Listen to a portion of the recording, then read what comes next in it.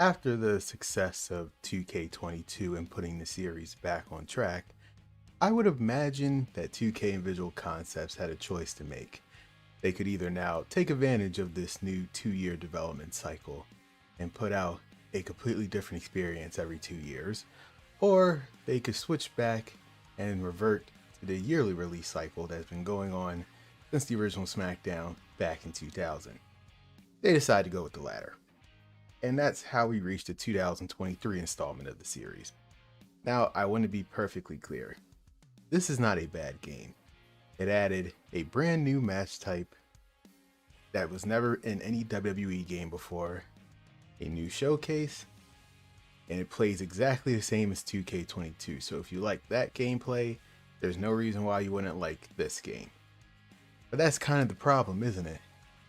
They pretty much decided to charge you for something that really didn't change anything. This is WWE 2K23, the game that proved 2K can sell you a update as a sequel. Oh, what's up, Michael? Thanks for stopping by. I actually personally I wasn't expecting anyone to be here because I know Backlash is on for a lot of people, as well as sports games. So the fact that you're here, I appreciate it. I did see Backlash. I saw the first three matches. I unfortunately couldn't watch Io and Asuka because I was setting up for this. I don't know if it's still going on or not. I know they still have the main event. But yeah, I appreciate you, Michael, stopping by. Now, WWE 2K23. Once again, published by 2K and developed by Visual Concepts. As you can see, they decided to pick John Cena. Now, this is significant because this is the first time they've used a superstar twice in their series. All the way back in 2014, because back then the release schedules were always a year before the actual title of the name. John Cena was their first cover star officially developed by Visual Concepts / Ukes.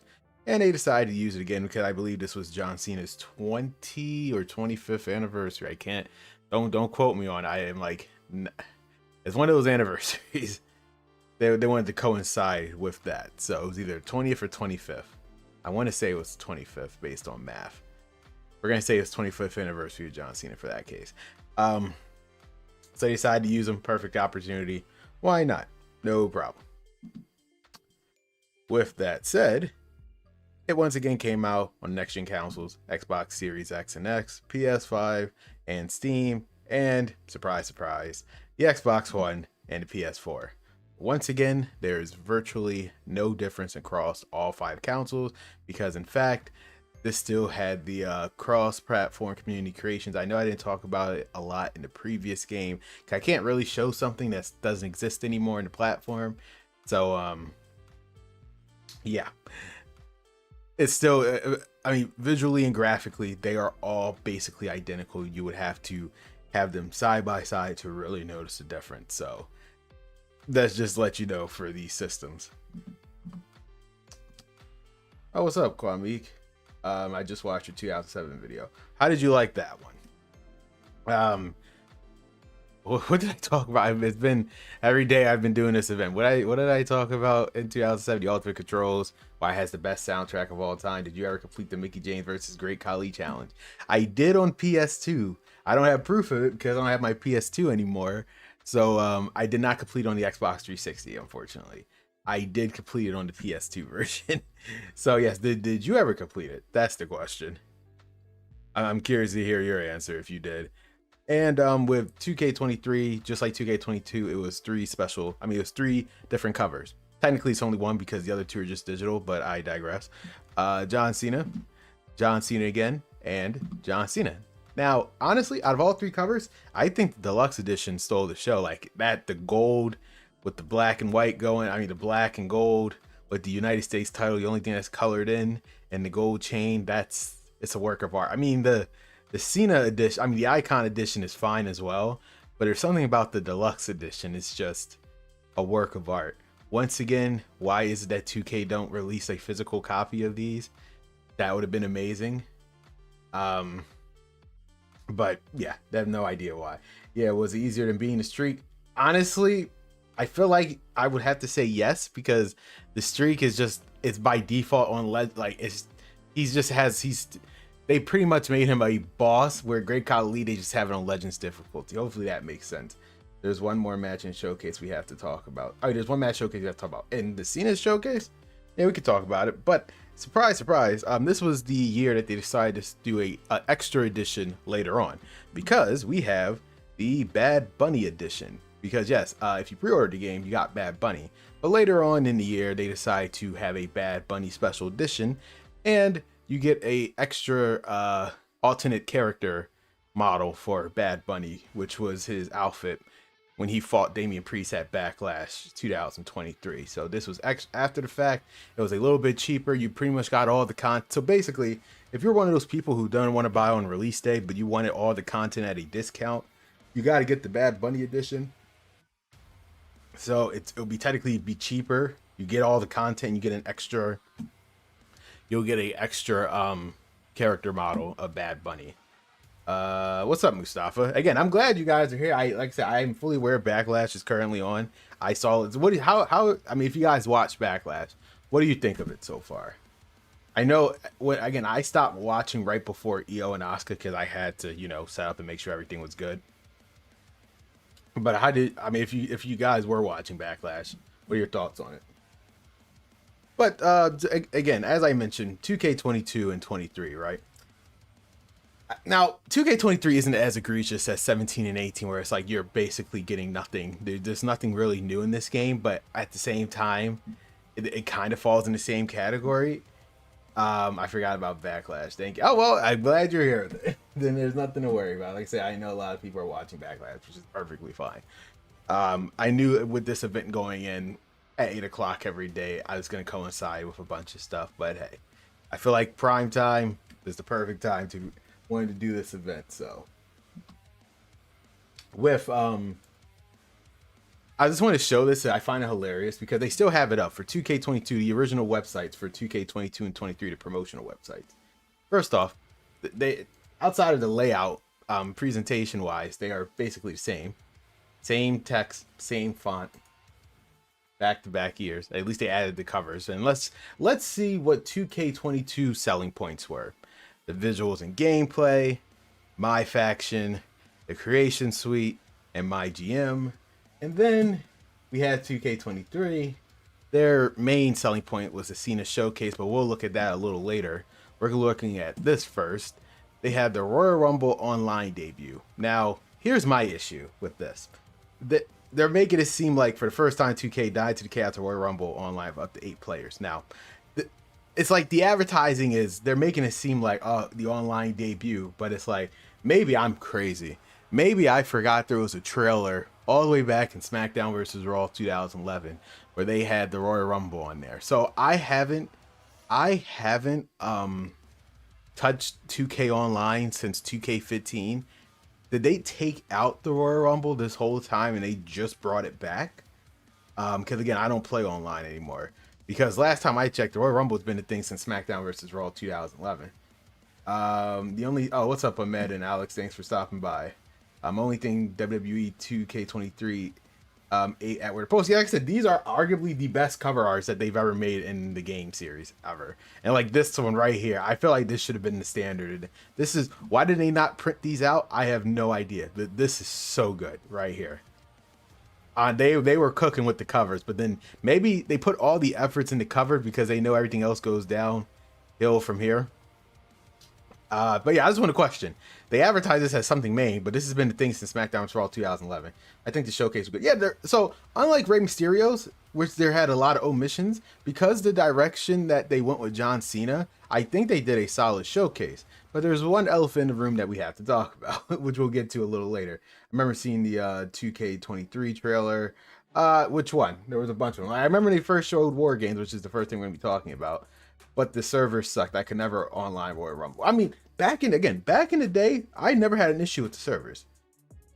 Up until 2K15, I mean, again, I stopped at 2K15. I'm not saying 2K15 servers were bad. I just stopped playing online back then. But in my experience back in the day, I never had an issue with online. Man, these covers goes hard fucked. Everything else is, is WWE 2K22 with Cena show? Well, that's what we're about to get into. As I'm showing you, their advertisements outside of online Royal Rumble. You have MyFaction, which, by the way, they finally let you go online, so at least, you know, thanks, I guess. And MyGM.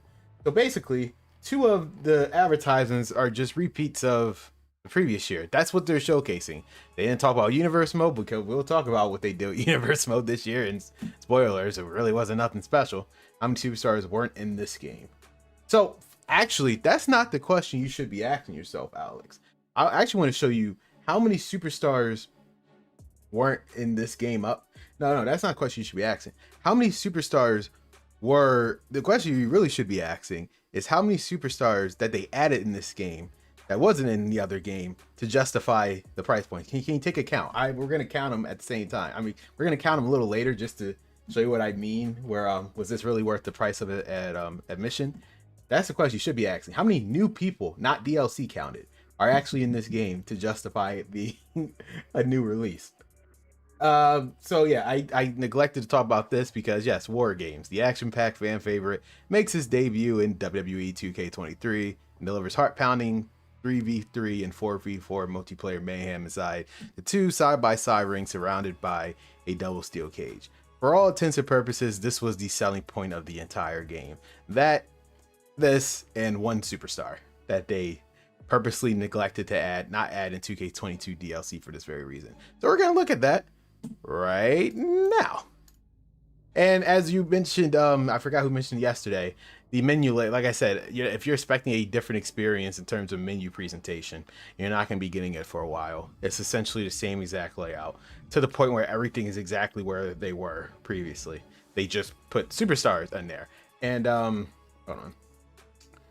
My call got glitched. No one could defeat me in 2K23. Again, I never played the server, so the last time I played was 2K15. Did you like the invisible? Yeah, like I said, I like when you can actually play the showcase. That's what I mean. Honestly, the lineup that they had for John Cena, they didn't really miss anyone.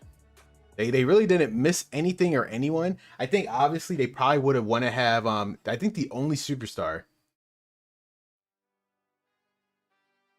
Actually, no, that more I think about it, I think they pretty much covered everyone that Cena lost to for the most part.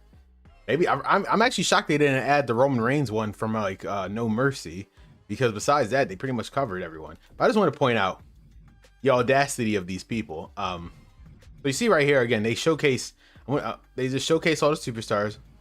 Good stuff, right? But then they showcase these three. If you guys don't know, Hit Row, Top Dollar, Ashante, and BFAB, they were DLC for this game, but yet they are in the cover menu. Yes, I know there's little effort you need to do to have them be as a JPEG in the menu screen, but the mere fact that they're even in here would imply that they were probably supposed to be in the base game. They just put them as DLC, and it doesn't help matters that they were the first DLC pack. So it's like, it goes to the credence of like they were probably supposed to be in the goddamn game anyway, but they decided just to sell them as DLC. Roman Reigns 99. Yes, I believe this was the one that they made Roman Reigns 99 overall. Still can't believe they released Kofi Woods, but injured Big E is still there. Well, I mean, again, I mean, we can discuss. Actually, we can discuss the whole. Was this Swerve's last game? No, 2K22 was Swerve's last game. We can discuss that as we let this WarGames match play, so we can just see it, because WarGames is more of a spectacle to look at, I feel like, sometimes than it is just to play it. So we'll do 4v4. The WarGames arena. And I will admit though, for this being their first brand new match that 2K probably ever put in, they did not like skip over this outside. So essentially the WarGames experience is pretty much the best it's going to get. The only negative I feel like is that this does not have, you can't put ladders in here. You can have tables, chairs, and all the other weapons, but you just can't have a ladder. Outside of that, I feel like they replicate as much as they possibly could. Obviously, they based the original. I'm going to demonstrate it, but for this demonstration, we're going to have John Cena. Actually, I'm not going to be John Cena because I want to talk to you guys for a second. We have an all-star team: John Cena, Randy Orton. Who are his buddies? Brock Lesnar. Who are his buddies? I guess Batista. Yeah, Batista's in here, right? and Batista, and he's gonna face the new breed: Seth Rollins, Drew McIntyre, Roman Reigns, I guess, and we'll see the old school versus new school. Roman Reigns and Lashley. Yeah, I was thinking Bobby Lashley. Adam Bad Bunny. I was actually thinking Bobby Lashley. This should do it. This should be fun.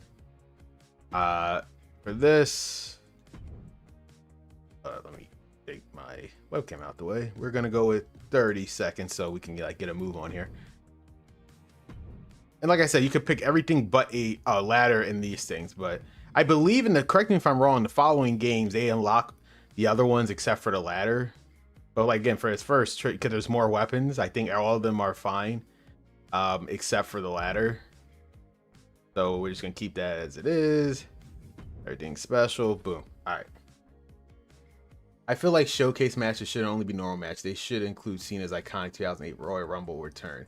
Well, because unfortunately he didn't lose in that one. Because again, the direction that they went for this one, I can understand why they didn't add it. But I actually, again, I know what Cena was trying to go for, and I liked his idea. It just, unfortunately, this game is plagued with slingshot technology, which makes the experience absolutely terrible. So that's the only drawback of this. Yeah, Lashley, I think 2K20 last game. But was he in 2K24? I swear to God, he was in 2K24, wasn't he? By the way, this was Cody's first game since returning at WrestleMania 38. And yep, that was essentially what they were banking on. The WarGames match and the return of the American Nightmare, Cody Rhodes. I'm going to save him just to show off the new gameplay that's in there, which is pretty much nothing. I just wanted to showcase essentially the main selling point, which was WarGames. I have my pros and cons. It's not even the match itself, it's just their idea of that, the official rules and everything. The idea that they thought they could sell this for $60. That's basically my biggest issue. But was this the last game with Lashley? I feel like, was he not in 2K24? Did they take him out the last second? There's no way they took him out the last second. Because he wrestled at WrestleMania. Nah, I believe 2K24 has to be. I could be wrong. I'm not saying you're not. I'm not saying you're not right, Mustafa, but I swear to God he was in 2K24. By the way, this was Cody's. Yep, hop on 26. Well, thanks for stopping by, Raiders. And that's not what it is today. We're talking about 2K23. And unfortunately, we're not going to hop on 2K26 because this event ends with 2K25. Yes, Hash was in 2K24. Gotcha. What's up, Beans on Toast?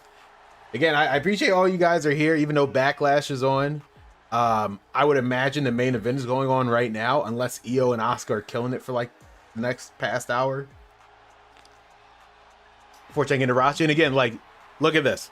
A new animation for WarGames, specifically for the WarGames match. Isn't that incredible?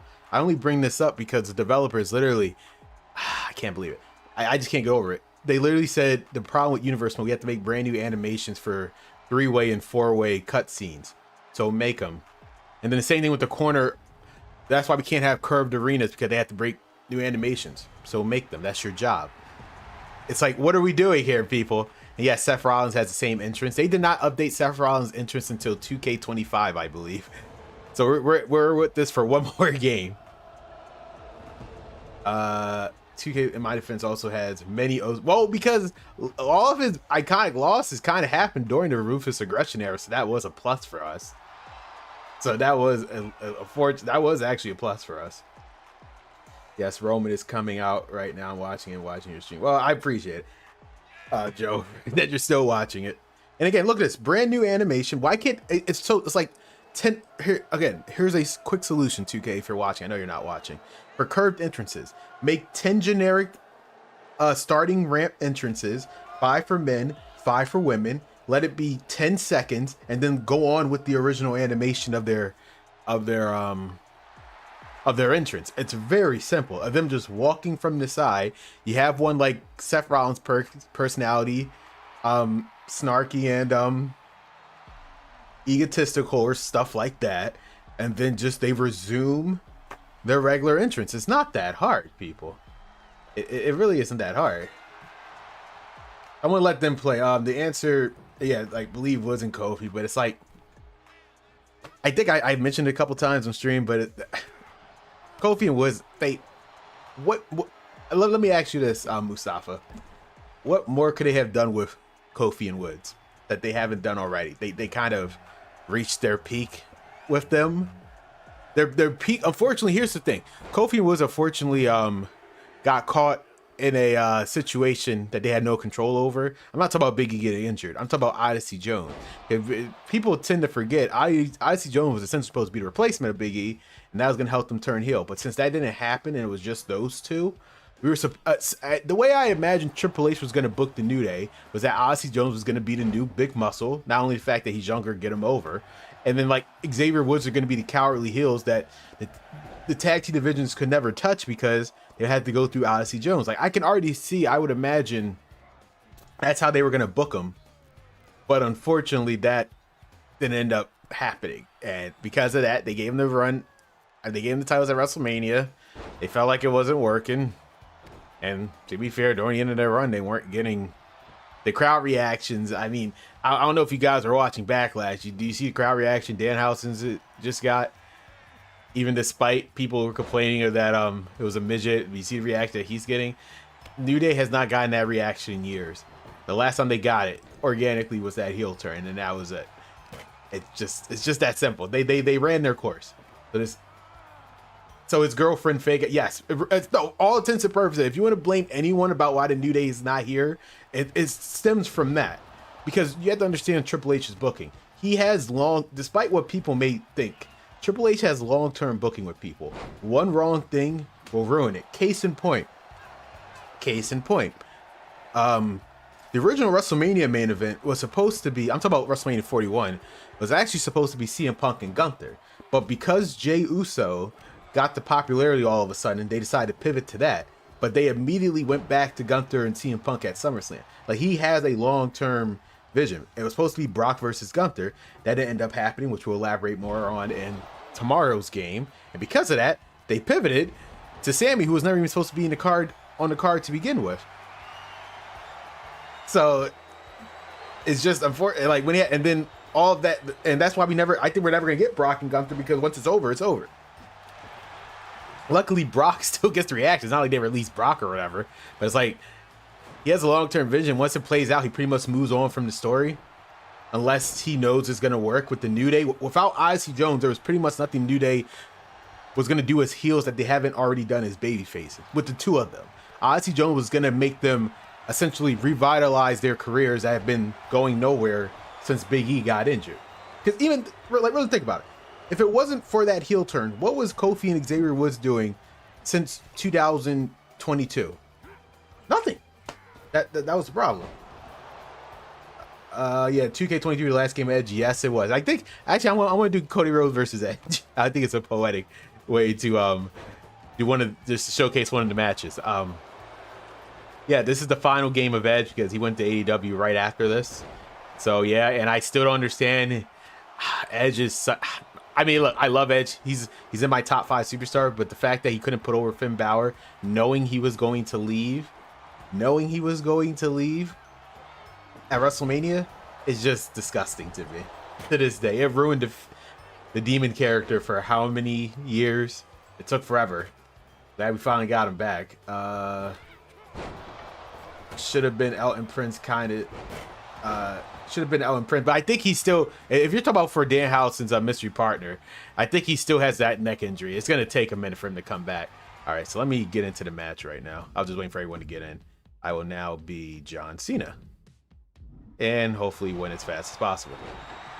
I was Roman 9, I know, because it was just a reflection of the year. Roman Reigns was basically, remember, this is still during his 1,000-day reign as the Universal Champion. So,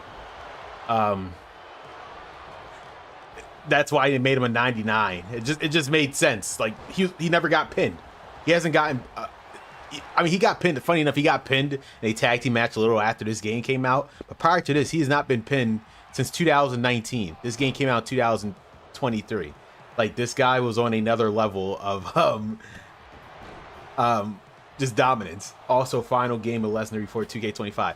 Technically yes, and technically no. we can physically see Lesnar in 2K24, and you can only access them in certain modes, which we'll talk about tomorrow. But yeah, I mean, in terms of a playable, fully functional playable character in regular mode, yes, you're right. This is technically Brock Lesnar's last game until 2K25. What mode do you not care about?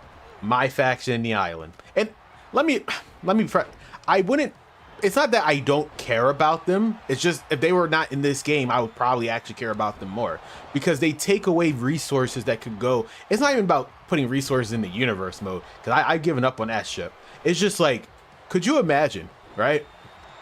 I know this is going to sound crazy. Instead of putting your resources into MyFaction, the Island, how about you put your resource in trying to find out how to finally have 10 people in the ring so we can have a true traditional Survivor Series style match or an actual realistic War Games match? How about that? 10 people. And the great part is they can fully do it. Look at it right now. Look at what we're looking at right here. We have 8 people in the ring with 2 rings, 2 referee models right there. So that's what, 9 crowd members right there. Well, I mean, that's 10 people, and I'm assuming unless I'm crazy. Oh no, the commentator's not there. Okay, so that's fair. But still, there's 10 models because I can assure you these referees aren't JPEGs. These are fully functional models that I'm staring at. Yep. So they could definitely 100%, like they're not rendered the same way as the crowd people are. So they could 100% do 10-man matches. And then, you know, add the freaking Iron Survivor match. Stuff like that. It's like, but they're putting the resource, like, and my issue with this WarGames match is that it came a little too late. This is what I mean when it's like, they drip feed stuff. The WarGames match, it actually, oh my God, I can't get into this. Hold on, I gotta, Cena, you take the wheel. I gotta rant a little. Now you put me on a rant, man. You put me on a whole rant, Alex. I realize how asinine this is. Not to be that guy, but I wish Edge signed a Legends deal before he left, so you have Edge in the games with Douglas. I mean, Edge, you can clearly see with Billy Gunn, it's not out of the realm of possibility. It's just, does Edge want to? Obviously, Billy Gunn has no problem being still tied to WWE, getting a paycheck from both companies. I don't, in the grand scheme, again, in the grand scheme of things, I don't think, as long as it makes them money, I think Edge will still make them money in the long run with a Legends deal. So I don't. Him and Jericho, I could totally see them adding them as Legends deal despite them being a different company. I don't think they care. Because at least they know those 2 names are household names. So they think it would work. So I can, like, I'm not, no offense to Billy Gunn, but to the level of Jericho and Edge, I think they could make more money off of Jericho and Edge's name in these games than Billy Gunn. I'm just, to the newer audience, I'm just saying.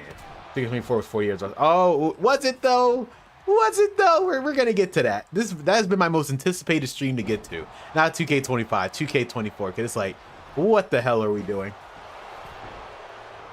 So, but Alex, just quickly, because continue my rant that was about to happen. WarGames. I had no issue with the match. The match is great. It's a little too late. The WarGames match came in WWE in 2017, which means at the earliest, it should have been in 2K19. But that didn't end up happening. Because I know their excuse, I swear to God, they said this. Because the PS4 and Xbox One couldn't handle it. Yet here I am staring at 2K23, which released on the Xbox One and PS4. And they have the WarGames match in it. You cannot make this shit up. They just blatantly lied to your face. They just didn't feel like putting it in. Now, to be fair, Ukes was also developing at the time. I'm pretty sure Ukes would have had no problem putting it in. It just the visual concepts want to give them the money for it. I don't know, or just the resources for it. I don't know. But it's like the excuse of it. Oh, Roman Reigns won. Of course he did. But the excuse of them not putting in the match since 2K19 is just ridiculous. And now they just finally put it in 2K23. I know Brian Williams, who just came back to this series with this game, said like they were testing it the backstage with 2K22 and that platform to make the double ring work. But they could have put it in back in the day if they really wanted, if they was really trying.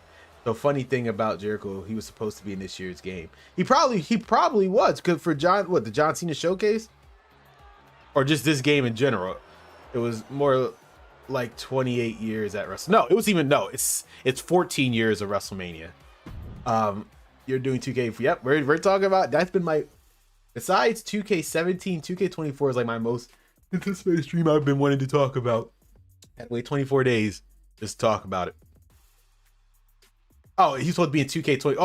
Oh, could they expected him to be I mean, could they probably expected him to re-sign, but then he showed up in AEW. What has he done in AEW? Again, I don't watch AEW, my brother does. So what has he actually done since I believe he fought Ricochet, and that's, to my knowledge, everything that I know. So yeah. Let's see. We're gonna use the Raw Arena with the updated graphics. We're gonna use the American Nightmare Cody Rhodes, because we're gonna actually show off some gameplay. Just to show you, is there any difference between and I guess why not use Edge? Hopefully he can do the job on the way out, right? Hopefully he can do us the common courtesy of doing the job. Same goes for Sabu. Yeah, there's no excuse why Sabu's not in the game, honest to God. Hopefully he's in it next year, but there's no excuse why he's not in the game. It's not even the fact that he passed away. It's just like he's a yacht salmon. Like there's obviously you don't think Sabu wants a paycheck? Like, come on, it's ridiculous. So again, with Cody Rhodes being in this game, the amount of promotional material sent around this fan for this game is ridiculous. Yeah, he's the only superstar that has a dedicated 8-minute thing on up, down, down just for him and his entrance. Because they knew this was the only real reason to buy this game in terms of roster update. Like I said, we're going to look at the roster briefly. There's basically no new people that are, no offense, there are basically no new people that were not already in 2K22 that's worth playing outside of Cody Rhodes. And they knew that, which is why they didn't make him DLC. You were going to write about the WWE 2K24 showcase. You're going to write about the WWE 2K24 showcase. Well, no, I mean, we're going to talk about it tomorrow. This is coming from What's the Status, by the way. Oh, Sabu was supposed to. I know he's the main guy that looks into the files. So I mean, I'm not shocked that he wasn't supposed to be in both Jericho and Sabu. If that's the case. This is coming from What's the, yeah, okay, yeah. Are you doing Cena's showcase? Yeah, we're gonna look at it right after this. I just want to show off the gameplay because it's gonna be hard to show off gameplay of John Cena's showcase, which we're gonna get into. We're gonna get into that. It's very hard to show off gameplay under the John Cena showcase. And I'll let you guys pick whatever match you want. It doesn't really matter. We're not going to be playing half battle anywhere. We're not really going to be playing all that much, unfortunately. What was your rant about the 4 years wrestling? Oh, no, I'm talking about, so my previous rant, what it's going to be, it's like it's not even about just for 2K24 stream tomorrow. It's outside of the fact that, yes, I'm going to physically show you guys. I mean, I'm going to show you guys how there was no excuse why they could not have at least one match per WrestleMania in the game. It was just pure laziness, just pure laziness. I'm going to show you that. And then we're going to show you how we're going to show you how, well, again, just the choice of advertisements of what they claim to be is something new, but it's not, i.e. the 4 new match types. We're going to talk about that a lot in tomorrow's stream. So that's what I meant, Alex. That Undertaker John Cena. Honestly, you're absolutely right. That was the only match I actually had struggle with, was the John Cena Undertaker match. All the other ones were just a breeze. It was the stupid corner stuff, like just that never happened in real life matches. Like, I love the idea that the Edge and John Cena match in New Year's Revolution was longer than what it actually was in real life. They made you do all this shit that never actually happened in the match. It's like, what are we doing here? I understand why you added it in the match to begin with, but it's like, what are we doing here, people? Come on. Again, I mean, Cody looks great as they gave him that haircut. I mean, he did shave, but yeah. In terms of gameplay, at least they had the common decency to change the HUD. At least. What are your thoughts on changing scenarios and showcase matches? Could you elaborate on that? What do you mean changing scenarios? I just want to make sure I understand your question clearly, Kwame. And hello, user VR9. I'm just going to stop right there. Thanks for stopping by. At least the weird thing about 2K23's Cody entrance was locked to him. I know, only him, which is so strange. I mean, this was the first time he did that. For 2K22, they locked Ronda Rousey's music solely to her, which makes no sense because, again, I understand that's a licensed song, but you know it's also a licensed song? Alter Bridge's Edge's music. It's like, what are we doing here? You know what also is a licensed song? Voices, because Radio, that's from the hell is their name? I forgot the band's name. Those are licensed songs too, but that don't seem to be an issue at all. Triple H's Motorhead. So that's why it's like, what are Ronda Rousey song being stuck to there? I love Razor Ramon Chico. Oh, that's your favorite superstar? Who's your favorite current superstar? Oh, call me Yuzo Chico. Gotcha. In your mind, from WWF SmackDown, what was the best curation suite? Oh, hands down. It was a specific time period. The 10 to 14, because simply it had create a story. You can create an entrance video. Yes, I know there's something similar to that now, but I feel like it was way more passionate back then. And just to, again, I don't think, again, they don't make these games for the sake of replayability or long lasting. Thanks to the community creations back then, it was always basically free downloadable content. Thanks to create a story, you always have something new to play. People say they get bored of the games nowadays. Thanks to create a story and community creations, you can download a new story every day to play out. Like there was that game. That game period was unlimited content. That's why people have so much fun with those games. And I wish they would bring back those servers. I know they never will, but somehow we can make those servers where people can make those stories and re-upload again where people can actually play them. That would be great. For example, Umaga winning a New Year's Revolution against John. Oh yeah, I have no issue because again, it's a video game, and it feels, at least again, I've said it before. I have no issue with innovating and being different. I like the scenario switch that's why I said 2K25. I have no issue with the MyRiser showcase that year, because it's not focused on one person. Because if you're not going to do it right, don't do it at all. Cough, cough, CM Punk. And it just makes it different. Now, I would have wished you had two. What I would have wished they did was, if they did it the original way, there's a certain reward, so you have the opportunity to play it twice. And if you do the alternate way, there's a certain reward that they give you. But that's not what they did, unfortunately.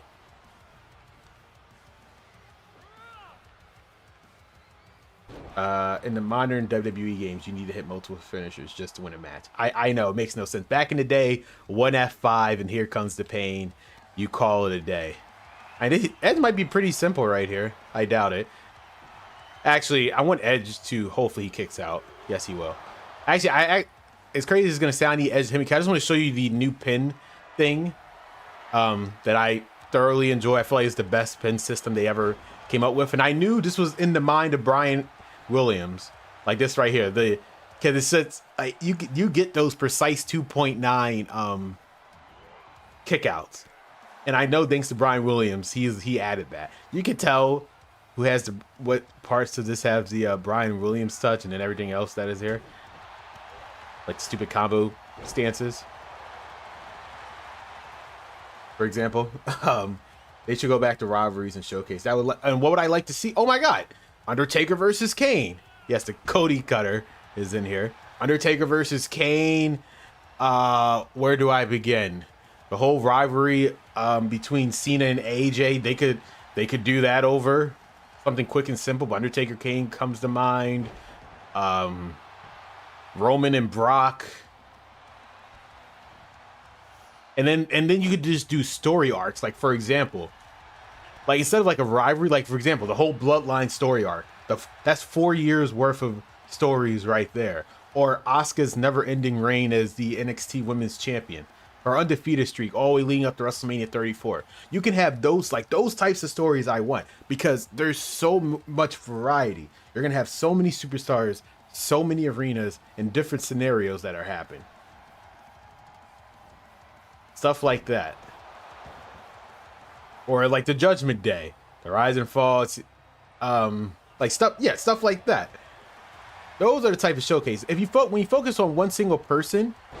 I know I just said Asuka, but at least with Asuka, that was a whole story arc of not just the career per se, but like the whole story arc of Asuka's undefeated streak, or Undertaker's WrestleMania showcase. I know they'll never do Evolution. There's so many options.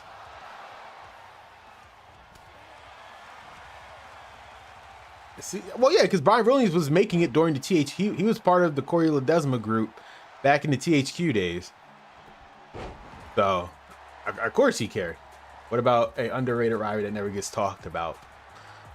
Huh. Then I would have to go with, that's interesting. A underrated rivalry that no one ever talks about. I feel like if I had to pick one, I feel like John Cena, what was it? John Cena and Booker T's best of 7 series. I can't see. There we go. John Cena's and Booker T's best of 7 series on SmackDown doesn't get talked about as much because I know like they followed it up the other year. I think with either Booker T and Chris Benoit, but John Cena's I thoroughly enjoyed that. They don't get talked about enough. John Cena and Booker T's back in the day when SmackDown was the show to watch in terms of wrestling. The best of 7 series. Oh, speaking of that, Sheamus and Cesaro too. The best of 7 series. Those rivalries work. I know people talk about the bar, but I'm talking the actual rivalry between Sheamus and Cesaro. That's a good one as well. SmackDown 6 or so. But they can never bring it up because unfortunately part of that 6 was Chris Benoit. There's so much stuff that they can't bring up with Chris Benoit, which is so sad. Because I know people nowadays think like WWE's wrestling sucked, but it's like it didn't. They just can't bring up that history of good wrestling because it unfortunately involves one man that they can never talk about. So there's that. Ric Flair said, I don't care about being 2K games. They don't give me any money for it. God, he only cares about money. I know, just do it for the love of the game. Like, I can't, like, I know Sandman's getting a paycheck, but I don't think he, like, I know he's getting a paycheck, but I don't think he has a problem with being in this game, Sandman. When he probably asked him about it, it's like, okay, yeah, sure, put me in the game. Well, yeah, unfortunately, they can never talk about this, like, that era of ruthless aggression. Now, before we get to John Cena, we're going to take a quick detour and talk about the roster. So again, there's 60 new people, but we're going to actually count how many of those new people are on disc.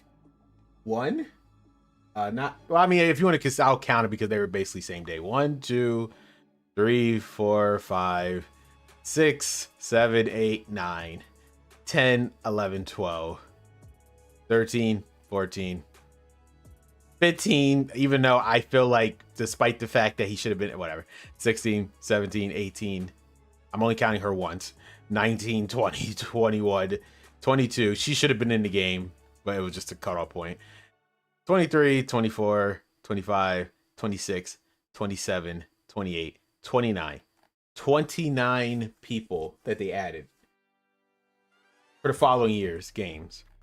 A lot of them, again, no offense to these people, but I don't think they were worth the price of admission. They were solely banking everything on Cody Rhodes. And keep in mind, the Bellas, Brie and Nikki, there was no reason why they weren't in 2K22. I believe they were still under contract at that time, so I just don't see why they weren't in the game. Especially, actually, I know they were under contract because they were in the Royal Rumble too. Actually, I know for a fact that they were because they were in the Royal Rumble that year when Ronda Rousey came back. So there's basically no reason why they weren't in the game last year. Who was DLC in this game? Well, that's what we're about to go over now, aren't we? Speaking of that, the DLC. And once again, we're going to see if they were in the previous games. Why are they recharging us? Steiner Row. Now, oh, I can't wait to talk about this. They knew what they were doing. So now, obviously, as I said, this came out a month later. Ashanti, B-Fab, and Top Dollar. They're already in the menu screen. They are already in the menu screen. So why didn't they were in the base game? Who knows? And then we got the Steiners. Now again, they were going to be in the Hall of, because they're Hall of Famers, why not? But this is a perfect example of 2K knowing exactly what they're doing. You only see this version of Scott Steiner, right? Now obviously when people think of Scott Steiner, they don't necessarily think of this person. They think of Big Daddy Cool. Big Daddy Pump Scott Steiner. They think of that one. You know what they decide to do? They decide to make him a MyFaction card. That's what they decided to do. These assholes thought it was a smart idea to make Scott Steiner exclusively to MyFaction. So this is what I mean. They know exactly. They knew what they were doing when they did this. They knew exactly which version of Scott Steiner we wanted, and they gave us this version. There's nothing wrong with this version. Don't get me wrong. It's just, this is a perfect example. They know exactly what they're doing. The Fiend was supposed to be DLC too. Yes, but due to, which still doesn't make any sense. Because he passed, they didn't want him as DLC, even though he was in the files. I mean, you saw what they did. They purposely kept them until the following game. You know, money. They made a whole edition out of it. I mean, whether you say that's in bad taste, it is what it is. At least we got the final version of the Fiend that we never got on TV, and they did a pretty sweet pack. So we got Elton Prince. So here's the thing, Pretty Deadly has art. So this is what I mean. Oh, so speaking of that, I can understand. So in terms of if they should have been DLC, no, because they were already back more than enough. They had enough time for them to be put into the base game. Now this is a perfect example of what I mean where this doesn't make any sense. Kit, outside the fact that these two been in NXT UK, they've been on the NXT roster. They literally been on the NXT roster over here since before, I mean 2002. Yeah, no, 2022. They were already on this side. Like they transferred from NXT UK since 2022, early 2022. So they should have been in the base game, as well as Tiffany Stratton. Remember, she debuted during NXT 2.0, so which was in 2021 to 2020. Like there's basically no reason why she shouldn't base game. Galaxy Anderson, yes, because they came back like October, so it makes perfect sense why they win it. But these three should have been base game right there. Race NXT pack. I mean, Harley Race. When was the last time Harley Race was in a goddamn game? I don't think he was in 2K19. I would be correct. It was technically his first game, so okay, that makes sense. Ivy Nile. So the funny part about Ivy Nile, right? Ivy Nile's not in the game, but the Creed brothers are in the goddamn game. Make it make sense. Make it make sense. Same thing with well, not Tony D per se, but he should have already. Keep in mind, Tony D was in that WarGames match with the new NXT 2.0 versus Black and Gold in 2020. Like in 2021, there was no excuse why he's not in the base game. Same thing with Wendy Chu. Trick Williams should have been in the base game. He was literally on the debut episode of 2.0 in July or August of 2021. I know he wasn't that. It just, these people should have been in the base game. Why am I paying for these people? Bad Bunny was pretty fun to play. Yeah, Bad Bunny's fine. I wish that he would still be kept in the game. Like, I wish, like, they kept him in 2K24, which was great, but they took him out in 2K25, I believe. But these people, so basically, only Harley Race should have been the only person as DLC. Everyone else should have been in the base game. This is what I mean. Like, they have nothing to sell you in this game, so they have to drip feed you into it as DLC. They couldn't put everyone in here. And then Rivalry Wyatt, unfortunately, Bray Wyatt, this would be the last his final appearance when he was still alive. I believe he died a month later in August, which sucked. So Blair Davenport should have been in the base game. She's been in NXT UK forever, and she was already back in NXT in 2022. So she should have been in the base game already. Joe Gacy, same thing. He was the start of the 2.0 era in 2021. No excuse. Uncle Howdy, so I can understand they came in October, so that makes perfect sense why they were DLC. Valhalla, I believe she showed up. When did the War Raiders come back? The Viking Raiders, Viking Raiders. I think that's her excuse. And Zeus, I mean, whatever. Sure, he can be in the game. W really has something special in their hands with Trick. Yeah, like, but he should have been in the base game, and like I did see him win. He retained his title at Backlash, and Kit Wilson's good. It's really going to be interesting once Elton Prince comes back.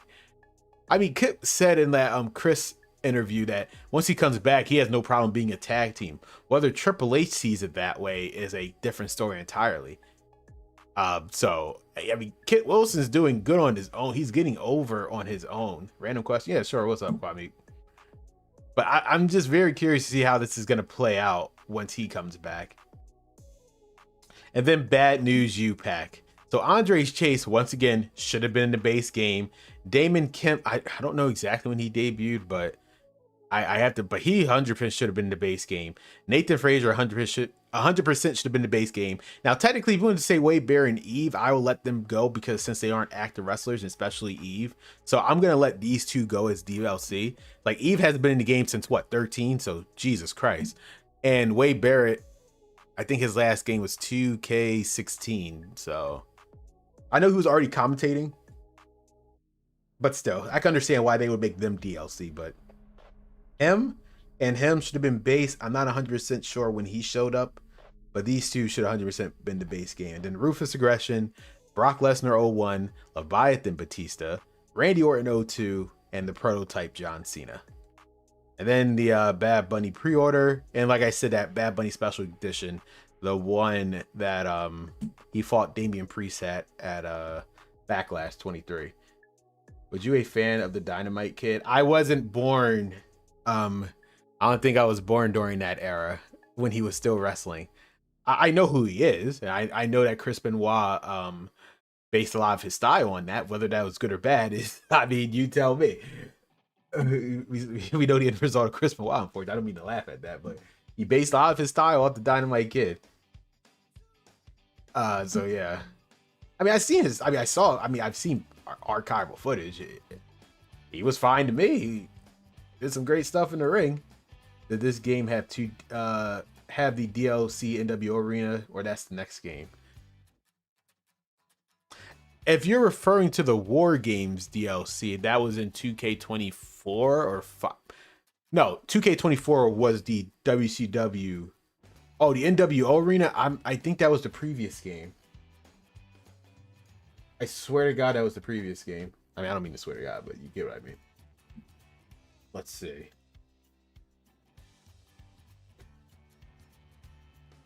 NWO for Life, brother. They're not going to tell me here. Riveting stuff. NWO for Life. This WCW sold out and WCW Bash had to beat. So maybe it was in 2K24? Perhaps? I don't know. Well, I guess we'll see. I can check if it's in this game. I don't see why it would be in this game based off of the arena choices, which we're about to look at right now. MyFaction. We'll go to the roster page and we'll look at that.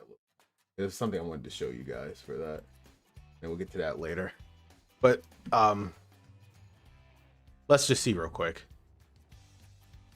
The arenas, WC, I believe it is in 2K24. I know it's something to do with MyRise, I think. So WCW, no, it's only Halloween Havoc and Monday Night Nitro. So, I mean, unless they put it NWO over here, the ends, no. Nope, not in this one. So yeah, John Cena Showcase, right? Once again, I actually have no issue with it at all. And let's look at the lineup. Granted, everything's out of order, but that's besides the point. You have, because the whole premise of John Cena's Showcase, what am I doing? The whole premise of John Cena's Showcase is that these are the matches that he lost instead of having the matches that he won. So, which is, again, I'm all for being different, and that's different enough for me. So we have John Cena and RVD for ECW One Night Stand. Hope you like ECW One Night Stand because they're gonna keep it in the game forever without really updating it. John's SmackDown 2002, same thing. They're gonna keep this in here forever without updating it. Vengeance 2003 Undertaker. Undertaker again at WrestleMania 34. Triple H at Night of Champions. AJ at SummerSlam. Edge both at SummerSlam 2006 and the New Year's. You would think they would have reversed the order, but whatever. They have Roman and John Cena at SummerSlam, but they should have had the one at No Mercy. We're going to do back-to-backs. Then they have The Rock at WrestleMania 28, obviously. Brock and first at SummerSlam, and then all the way back at Backlash 03. Batista at 08. Randy Orton at 9. And then you pick anyone. This is such a cop-out. I was so mad when I did this match because I was like, all right, I'm good to go. And Cena just wins. And then it's the Invisible Cena. And then The Fatal 4-Way with Stone Cold, Bruno. This match is so hard. Maybe it was just me. I feel like this is like the hardest match to play. I'm gonna try it right now. WrestleMania 24 should be on there with Triple H, and that's why again it doesn't make any sense. It's not like the thing is they have Triple H 08 and Randy Orton, which Randy Orton they have Randy Orton 09, quote unquote. They could have easily put it in there if they really wanted to. So you're right. They just, I know, you know what would have been fun. You know, the funny part about that is by them doing that. So this is, yeah, so that's what baffles me, right? So keep this in mind. Despite the fact that WrestleMania 34 and WrestleMania 28 are in this game, they're not in the next games. They're not in the showcase for the next game. So it's like, you tell me how that makes any goddamn sense. They literally had the arenas. They literally had the arenas for the games. I mean, for the matches. For the show, but they just didn't have a showcase for it. Just what are we doing here? They had 2 arenas already made for this game, and they said, you know what? Nah, we're good. It's all good over here. Because yeah, WrestleMania 28 is not in it, and WrestleMania 34 is not in it. So it's like, just frustration. We're gonna.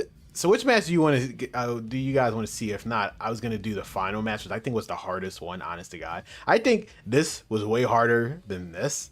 I know he's like what is 100 overall, but I think this was twice as hard because it's just a fatal 4-way. They had a squash match as his biggest loss. I know. The Undertaker. Well, unless you're referring to this or the Money in the Bank cat, I don't know why this is part of it. Honest to God, they have 2 different leaders. I mean, sure, whatever. I don't care. But this makes no sense. This was like less than a minute. This crap was less than a minute. And you want to do RVD? All right, we'll do RVD. Can't show that. This is, I mean, we're gonna be seeing a lot of that, unfortunately.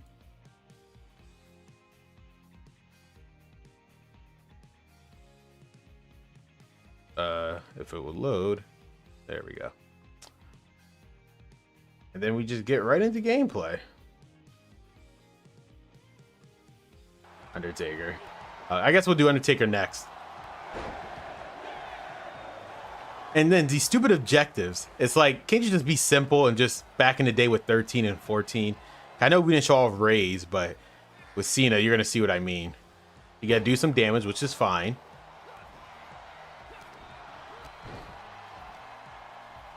So, I mean, I remember this night. I know it's Cena. I feel like those are one of those cases where they couldn't risk Cena winning because they're probably legit. Because this is not a WWE crowd. I know means this was literally a hardcore ECW crowd. If Cena would have won, I think they would have burnt that place like legitimately. I know people might say I'm joking. No, I legit think they would have burned that place down. Had they had Cena win. Like the stupid combo thing. Yes, RVD totally did these combo moves. Like, what are we doing, people? RVD totally did these combos. This had also changed the most. Cena wins. Yep, you're absolutely right. Which is cool. Like I said, I like the executions there. The slingshot technology just ruined it. Because half of these matches you don't even actually play to finish for. They play it for you. That's like basically the biggest issue with slingshot technology. You know what the most egregious thing is? I'm going to show you afterwards. After this match, I'm gonna, like, it's the most egregious thing possible. Once we get to the ring, second breath. Sure. Now, again, what we're about to see is a cutscene, right? Back in the day, we just saw it play out. Unfortunately, I'm gonna have to skip all of this. I had to get ready to skip it because, God forbid, they boom, skip. I had no choice because it goes right back. That's essentially all the matches, and some matches just end abruptly when you skip it because, like, oh, the match ended during the actual cutscene. It's like, what possessed them to do it this way? It was in Raids too, but Cena and 40 years of WrestleMania, quote unquote, was so bad. Oh, I was getting a chair. But okay, bro. I was getting a chair. Oh yeah, I gotta put a stop to that.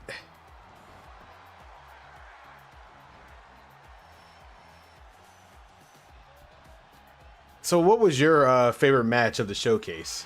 Was it RVD or Undertaker, Quad Meek, or anyone? What was your favorite matches of the showcase? I for having the arena, I did like AJ Styles for 2016. Just had that AJ Styles alternate, although they did not really try with his alternate attire in 2016. To be honest with you, they really did not try with that one.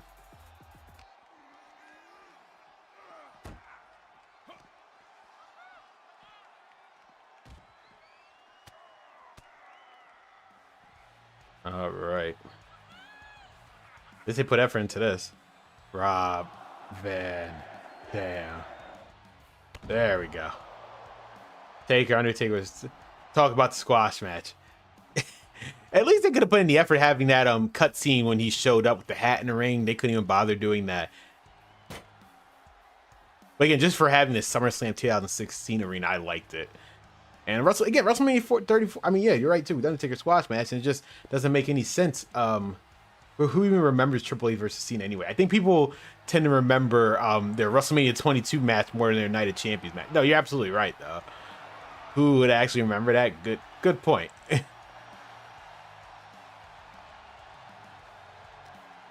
There's just so many. Yeah, you're right. Like I said, the listings of matches, the curation of matches that they had in here, I really have no issue with. It's just, it gets ruined with the slingshot technology. We missed a whole entire cutscene. Hurry up and get a steel chair. And again, it's like, see the steel chair color? Why can't we have that in normal mode? Change colors of the goddamn steel chair. So simple.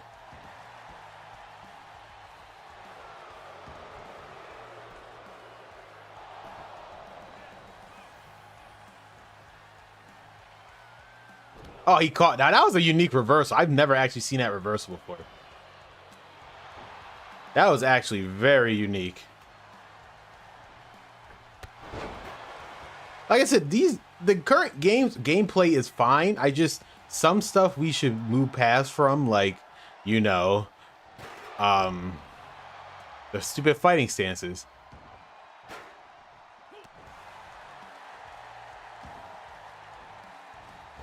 The Rolling Thunder.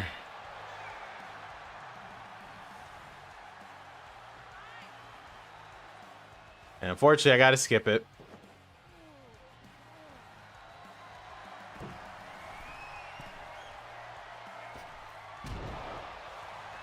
Unfortunately. Do they pick their matches? I think it's a common. So, I mean, if I have to be real, there's no definitive we don't truly know. If I had to guess, here's what I think happens. They send 2K, or actually, you know what, I would imagine this was like for Ukes and THQ. They provide a list of matches. WWE then decides, okay, you can do that based on who's in the. Well, to be fair, I don't think they really need permission for a lot of them. If the supers, like, for example, I would imagine they didn't need permission for RVD and Cena because RVD and Cena was already in the game. It's like adding new people to the game is the issue. Do you really think Nick Khan is looking at this game and say, oh wait, we can't have so and so in the game unless his name is Chris Benoit? Unless his name is Chris Benoit, Nick Khan give two shits about what's in this game, as long as it sells. So with that said, what I think happens is if they want to add new people, like case in point, if they were to ever do a new Cena showcase with Edge, they're gonna have to ask WWE for that. Or add his match with Chris Jericho or something. They're gonna have to add, like, that stuff I can see. CM Punk should have been DLC so he could have Punk and Cena in 2011 Money in the Bank. Yeah, but CM Punk was still firmly with AEW. If they would have waited 8 months, only 8 months when this game came out, we could have had Punk in the game. If only they would have waited. If only they would have waited a little bit longer. That's why I kind of hate the releases. during WrestleMania, they should go back into the fall for that very reason, because we could have had Punk in 2K23. We had to wait for DLC for Punk for 2K. I mean, it worked out per se, because I guess in that case, I would have been more mad I had to wait an entire year for Punk instead of 6 months. But still, it's like that's one of those things all about timing issues.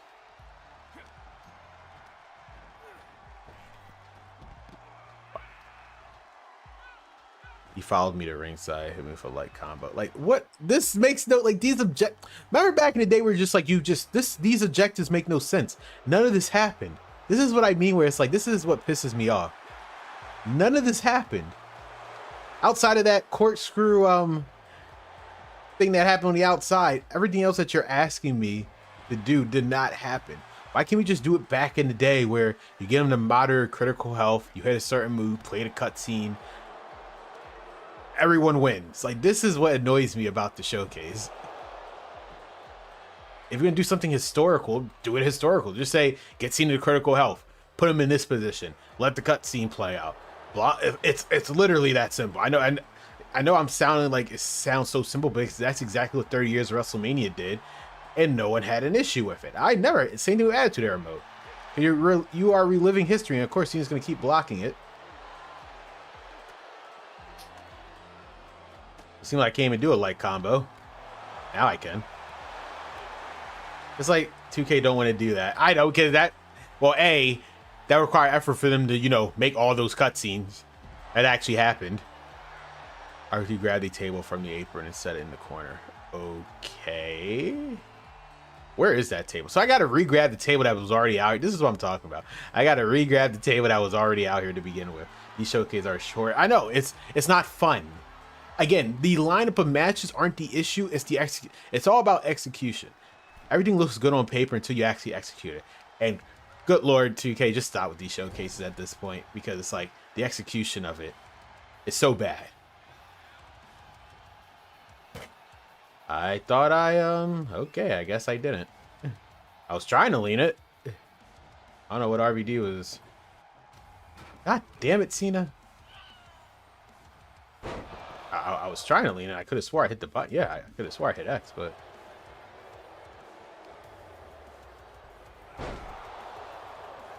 Hey, but overall, Kwame, did you actually enjoy 2K23? As I said, if you like 2K22, it's not an issue, and the gameplay is fine. I'm starting to grow on the gameplay, because I know we're never going to go back to a true simulation style, but this is good enough as it's going to get. If they would just remove the stupid fighting stances and the collar and elbow tie up just to do a DDT, I would literally have zero issue with these games. Road WrestleMania or season mode. Depends. I'd rather them just do season mode, because they're never gonna do Road WrestleMania. They don't know how to write a story. They don't know how to write an original story. I got back in the ring. Rob grabbed me, looking to set up another front head. Like, what are we doing? Why do I need to do that? Why? This makes no sense. Yeah, you're right. These are fucking chores. Like, the match lineup is fine. Imagine they had these cutscenes that would play out in video. Like, this is so stupid. And now the match is over. You see, that was it, folks. This is what I mean. Imagine if this was the cutscenes that were in even 2K15 and 16s. Imagine those like, this is it. That was it, because I had to skip it, because I can't show you, because I will get Thanos snapped out of existence for showing a full match like that. And yeah, that's where we're at. And now I will do Undertaker 34. But unfortunately, it sucks. It's one of those things where I halfway finish the showcase, I never touch. There's no replay value. That's my point. You know why Attitude? I know it sounds crazy. You're gonna say, well, there's no replay value in 30 years WrestleMania or Attitude Era mode. When you played the first time, that's not true. You know why? Because it's the experience. I'm literally seeing the effort that these developers put in to recreate all those moments and cutscenes that you are literally witnessing. It's the same reason, like, that logic doesn't make any sense. Why do you play certain single player games over again? Because just the experience to go through. With Attitude Era mode, the experience of reliving the Attitude Era, the way they did it, like instead of watching it, you're seeing it in video game form. Same thing with 30 Years WrestleMania. This, they are literally making you watch a TV. They're literally making you just watch the WWE network at the time. It wasn't on, actually, I think it was on where we were at Peacock at this point. That's basically what my issue is with these showcases. If they would even put a minimal effort like they did in 2K16, the last time they actually did, because, you know, Ukes was involved, I would have zero issue. Zero. Zero. Zero Miero. That would, I think that means zero fear. Unfortunately, once again, I'm gonna have to switch screens for a second because, you know, they I can't play it. I mean, thank God they removed them in 2K25, but those cutscenes aren't that good anyway. When we'll get to 2K25 ones, there aren't. But you'll see what I mean with 2K25. There's just something different about them. It's nothing to do with the graphics. It's just like they're long and drawn out, and it doesn't really put you back into the match in some cases with the newer cutscenes. Like, I'm glad they did it, and they actually did it in this game, believe it or not. Actually, let me before we switch back to gameplay, I want to show you guys something on that topic. So remember, I just showed you this entire time that we were watching video, but it turns out, thanks to Maiden Valhalla, Valkyrie 2K, who I believe has a YouTube channel. You've been listening. Oh, I listen to that podcast pretty much every single week. I mean, it sucks that he left when he officially partnered with WWE, and I don't think Michelle McCool is needed, honest to God. She's not. The other guy was perfect. It was just two buddies just talking history and whatnot. I'm waiting for Triple H. The Triple H, I don't think Triple H ever went on that podcast yet. I'm waiting for that. I want to forget his match with Papa H. Who? Undertaker and Triple H at WrestleMania 17 was great, and 27, 28. Unless you were talking about Crown Jewel, but just want to showcase this. Even though we were just talking about how they have video form, they actually, thanks to this is in the files, by the way, they actually have the full-on cutscenes of the reenactments of the showcase. Like, they literally have the full thing that you can see right here. They just, for some reason, they thought it was a smart idea just to use the footage. It's literally all here rendered. If they really wanted to, they could have done it. Like, you see, they animated it and everything. It's like, it kind of sucked. I think part of the reason why I didn't enjoy it, because that was, again, I'm American, so I had to 2 o'clock and 3, it was like 3 or 4 o'clock in the morning. I'm dreading. Saudi Arabia is one thing, those shows in the afternoon. When they go to Australia, I roll. Again, I love Australia. I think Aussies are great or whatnot, but I have to sit. I understand how you guys feel now overseas, but it's like 3 or 4 o'clock in the morning. I'm good, bro. I'm good. I watched, don't get me wrong, but it's like, I'm good. maybe I would have been more into it if it wasn't. Oh, hands down. Despite the meme, I would argue. I know people want to say CM Punk, whatever. It's Randy Orton. It has to be Randy Orton.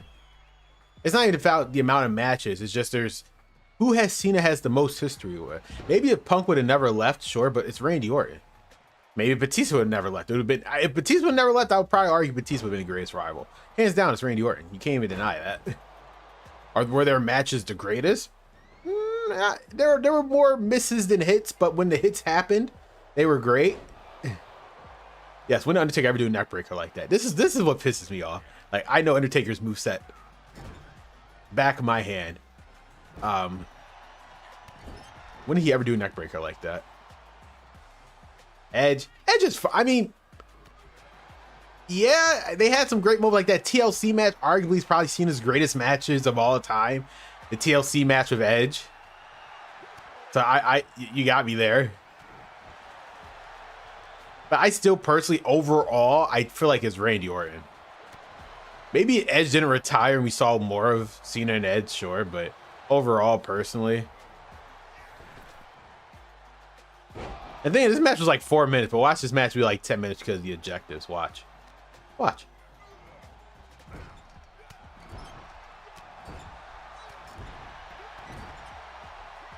And you see, and this is what pisses me off. They have you do it for 5 times, and they know after the third punch the guy goes down. So they purposely did it this way. where you have to do it twice. They know how this game is programmed. But why even put it at 5 if you know after the third punch he goes down? Chris Nowinski was on Cena's.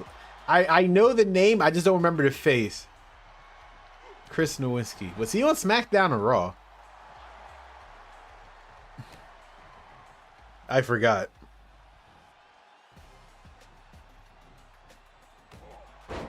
His old school is boxing on opponent. Thankfully, they updated where they actually tell you how to do the move in the listing. But yeah, this is just such a. God damn it! Was there even a cutscene? Wait a minute, I just realized. Was there even a cutscene for Edge and Cena for New Year's resolution in this game? Oh damn, he caught me. I don't even remember because what could the cutscene possibly be? It was nothing. It wasn't a full-blown match. Yo, okay, Cena. Through it now. Like, I don't even remember if there was even a cutscene for a New Year's resolution match. Are you gonna reverse this time too, Cena? Of course he does. But basically, what this tells me, I'm gonna have to.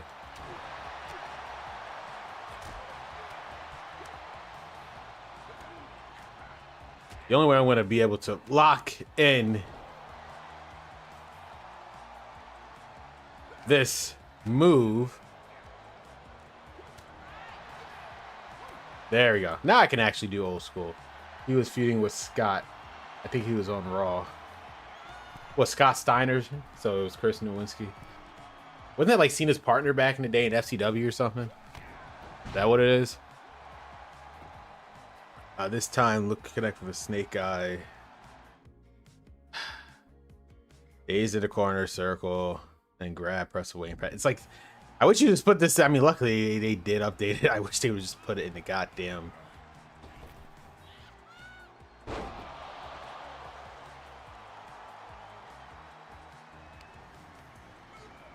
You have to pause every goddamn time.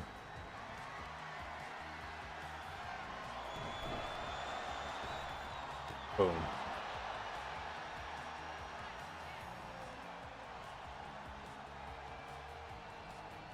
What's the point of doing all this if it does this not end? I think it's one of the few ones that ends as a regular match instead of a cutscene. So then what's the point of this? It is what it is.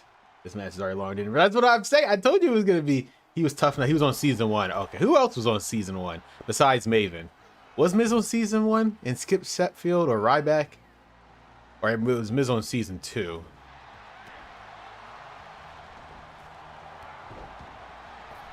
I told you. And think about Edge's New Year's resolution match that they have in here. It's like minimum 5 minutes, despite the fact being less than a minute in real life. It's like, are you trying to be real or what, folks?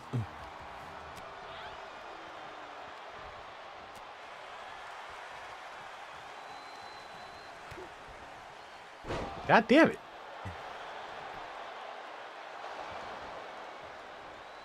If he hasn't done it, I'm just going to grab him for the choke slam. Watch it. Are you serious?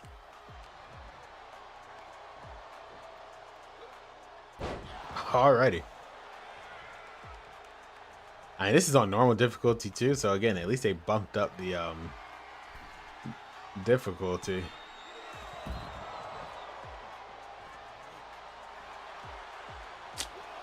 Alrighty.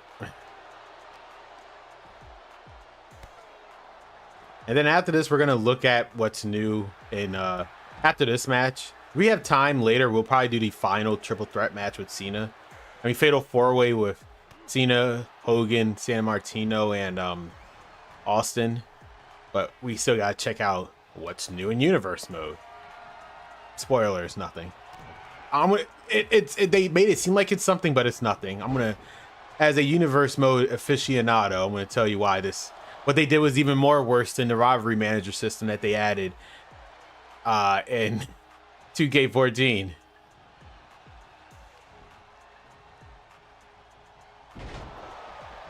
I'm assuming they want me to do a tombstone, right? Oh my, I told you what I said they were going to do. I told you exactly. I knew that's exactly what they wanted me to do. So I already did the choke slam, but now I got to rebuild up my gauge to do it again. I knew it. I knew it.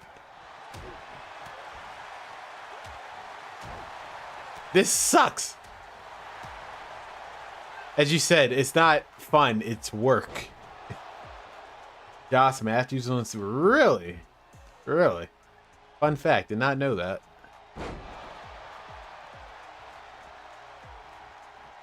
I gotta do all of this.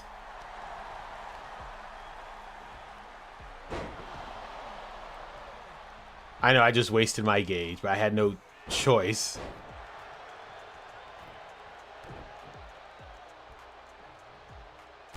God, that reversal window. This is... Why can't it be like real life? Why can't it be like real life? 5 minutes. Again, the issue is not even the difficulty, just all this stuff that Undertaker never did, that they're forcing you to do, is my problem. That's essentially is my problem. Okay, get the hell off me, Cena.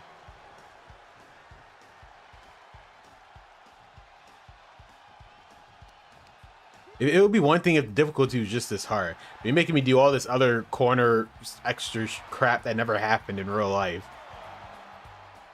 It's part of the issue here with this showcase. Just to overpad the matches for no reason.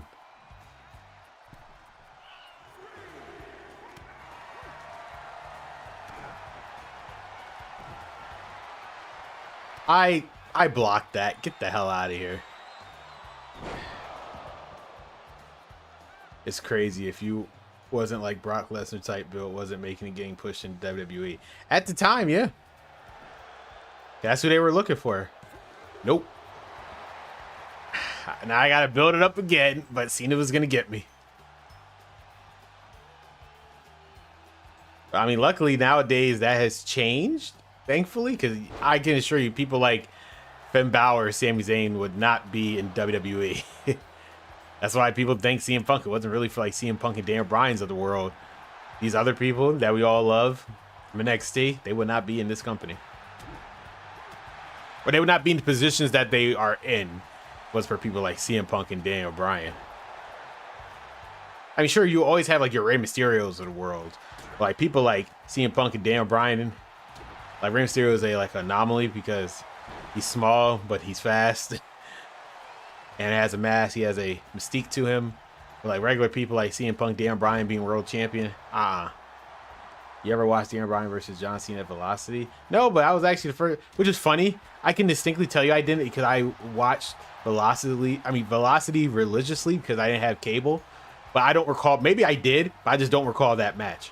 Oh my God, Cena.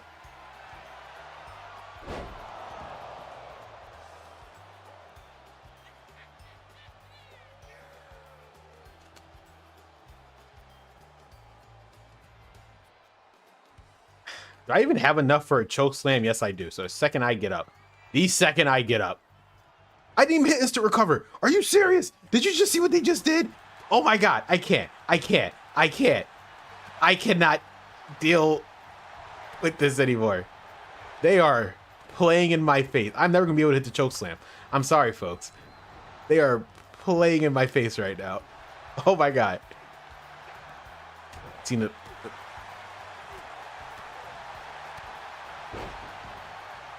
I got 3 finishes, but I know I can't use them because it's like pointless endeavor.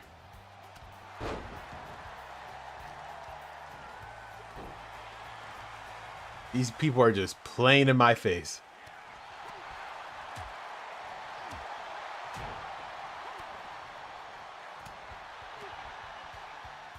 And they just teleported me in the beginning anyway. What was the point of that? Nope, can't show that. Watch Cena kick out of this first. I know he's gonna kick out of it. I actually already know he's gonna kick out of it because he has the that resiliency thing. I mean, yeah, that thing. So I already know he's gonna kick out of it the first time, which just sucks. Watch this. There's no point. Oh, actually, they didn't use it. My bad. I'm sorry. Thank God, because I would have been so mad.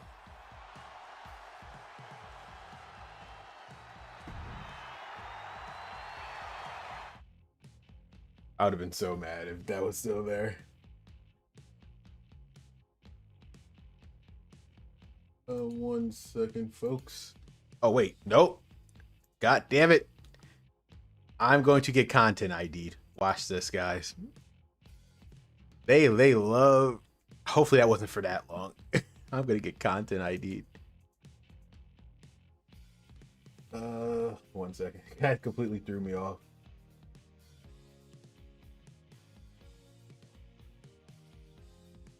Huh, why can't I pull that up? What is happening? One second, guys. My computer is acting stupid. I'm trying to pull something up. How about this? Okay. So you know I have this open. Why can't I pull? Why are y'all acting like I don't have this window open? I have to... Okay, I want to exit. Oh my God, this is so stupid. 1 second, guys. We're gonna quit out of this for a second. What is happening? Okay, I want to have this over here.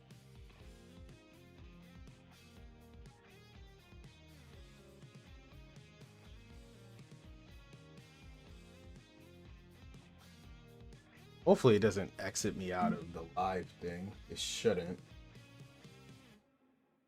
I feel like I just can't pull up my goddamn window anymore. I don't know what happened. This is so strange. Why can't I pull up Google Chrome? The web browser. Why you act like I can't pull it up, people? Chrome is stupid sometimes. I'm gonna have to completely X out of Chrome. Hopefully I should. I don't think I should be off stream, but I will come right back on. I don't think I should be off stream, guys. 1 second. I'm gonna have to X out of Chrome because they're acting stupid right now.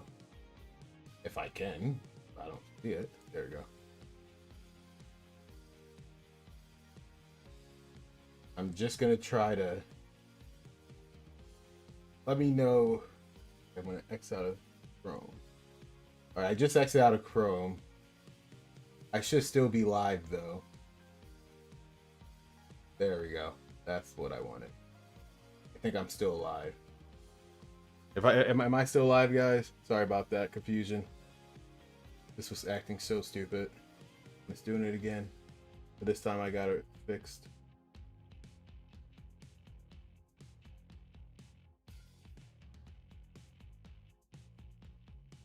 There we go. All right, we're good. We're good. Everything's fine now. Sorry about that delay. And I tell you, technology. All right. So before we go to Universe MyGM, and we're gonna look at one of the My Rises. We're gonna look at this. Well, we were already looking at the roster, but the one thing I wanted to show you guys really was with MyFaction, because surprise, surprise, let's try to get on MyFaction. Oh wait, can't do it. Who would have thought? They already shut down the servers. What I really want to show you about MyFaction is the amount of hidden models that are in the game that cannot be touched because of MyFaction. So here are all the hidden models. A-Kid. As you know, A-Kid was literally in 2K22. This is why people hate MyFaction, because you can't, these are all models that are physically, I must stress, all these models are physically in the game now. They just lock them behind MyFaction. You had to grind them out just to get them. And if the servers close down, bye-bye. A-Kid, AJ Styles in WrestleMania 33, Alexa Bliss 19, Alexa Bliss 20. Mind you, Alexa Bliss 20 was in the game last year. Asuka 18, WrestleMania 34, so that's brand new. Batista Retro, Baron Corbin 16, which, why? Baron Corbin 21, once again, why is he not in here? Is beyond me. Big E 17, Carmella Retro, Drew McIntyre 22, who was literally in the game last year. Dominic Mysterio 21, again, literally in the game last year. Finn Balor Demon. Yes, because Finn Balor was not actually in the base game version of this game for some reason. I have no idea why. Farouk 98, the same model that was supposed to be in 2K22. John Cena action figure. Jey Uso 13, Jimmy Uso 13, Kane 03, King Booger, King Corbin, who was literally in the previous game, King Nakamura, who was literally in the previous game, Kofi Kingston 17, Liv Morgan WrestleMania 38, Mick Foley 02, Nikki Cross 20, Pat McAfee, he was planned, but they cut him. He wouldn't appear until 2K25, I believe. Yes, 2K25, yes. Or 26. It's either 25 or 26. I want to say it's 25. No, 24. It's 24 he appears. The next game. Rey Mysterio 05, 06, 09. All three of them were literally in the game last year. Roman Reigns 16, Santos Escobar 20 in their last year. Same as Seth Rollins. Seth Rollins 22, slightly updated. Shawn Michaels 97 DX, same thing as last year. Steve Austin Broken Skull T, I believe that's slightly new. Miz 11 was in the game last year.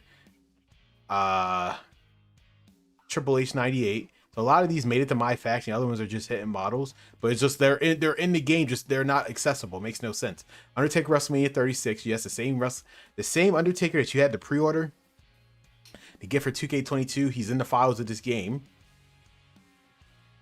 Undertaker 95 mask. Same thing was last year, and Xavier was 17. This is like what I mean, where it's like what they have all these models of superstars, but we gotta grind them out every single year just for to use them. Makes no goddamn sense. I just wanted to show you again, despite it being a sequel, it did sell well in the UK in its first week. It beat Hardworks Legacy, FIFA, Mario Kart 8 Deluxe, Metroid Prime, God of War Ragnarok, Minecraft, Call of Duty Modern Warfare 2, Super Mario Odyssey, and Animal Crossing New Horizons in the UK. So what's sad? See, I know all those models that are just sitting there can't even be unlocked. Half of them weren't even put in MyFaction. It's like, what is the point of? And they're gonna resell it to you as personas for MyFaction. That was their thought process. Oh, we're just gonna resell them as MyFaction. That's how they figured it out for the next time around. That next year's game, which we'll talk about tomorrow. So 2K23 cut content.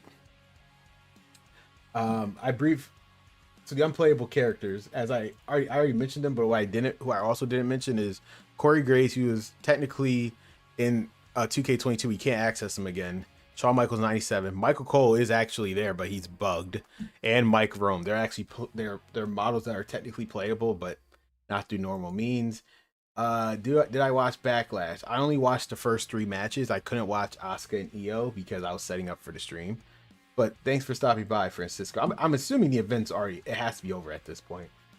So one of the biggest things that is cut technically, and thanks to, once again, what's the status?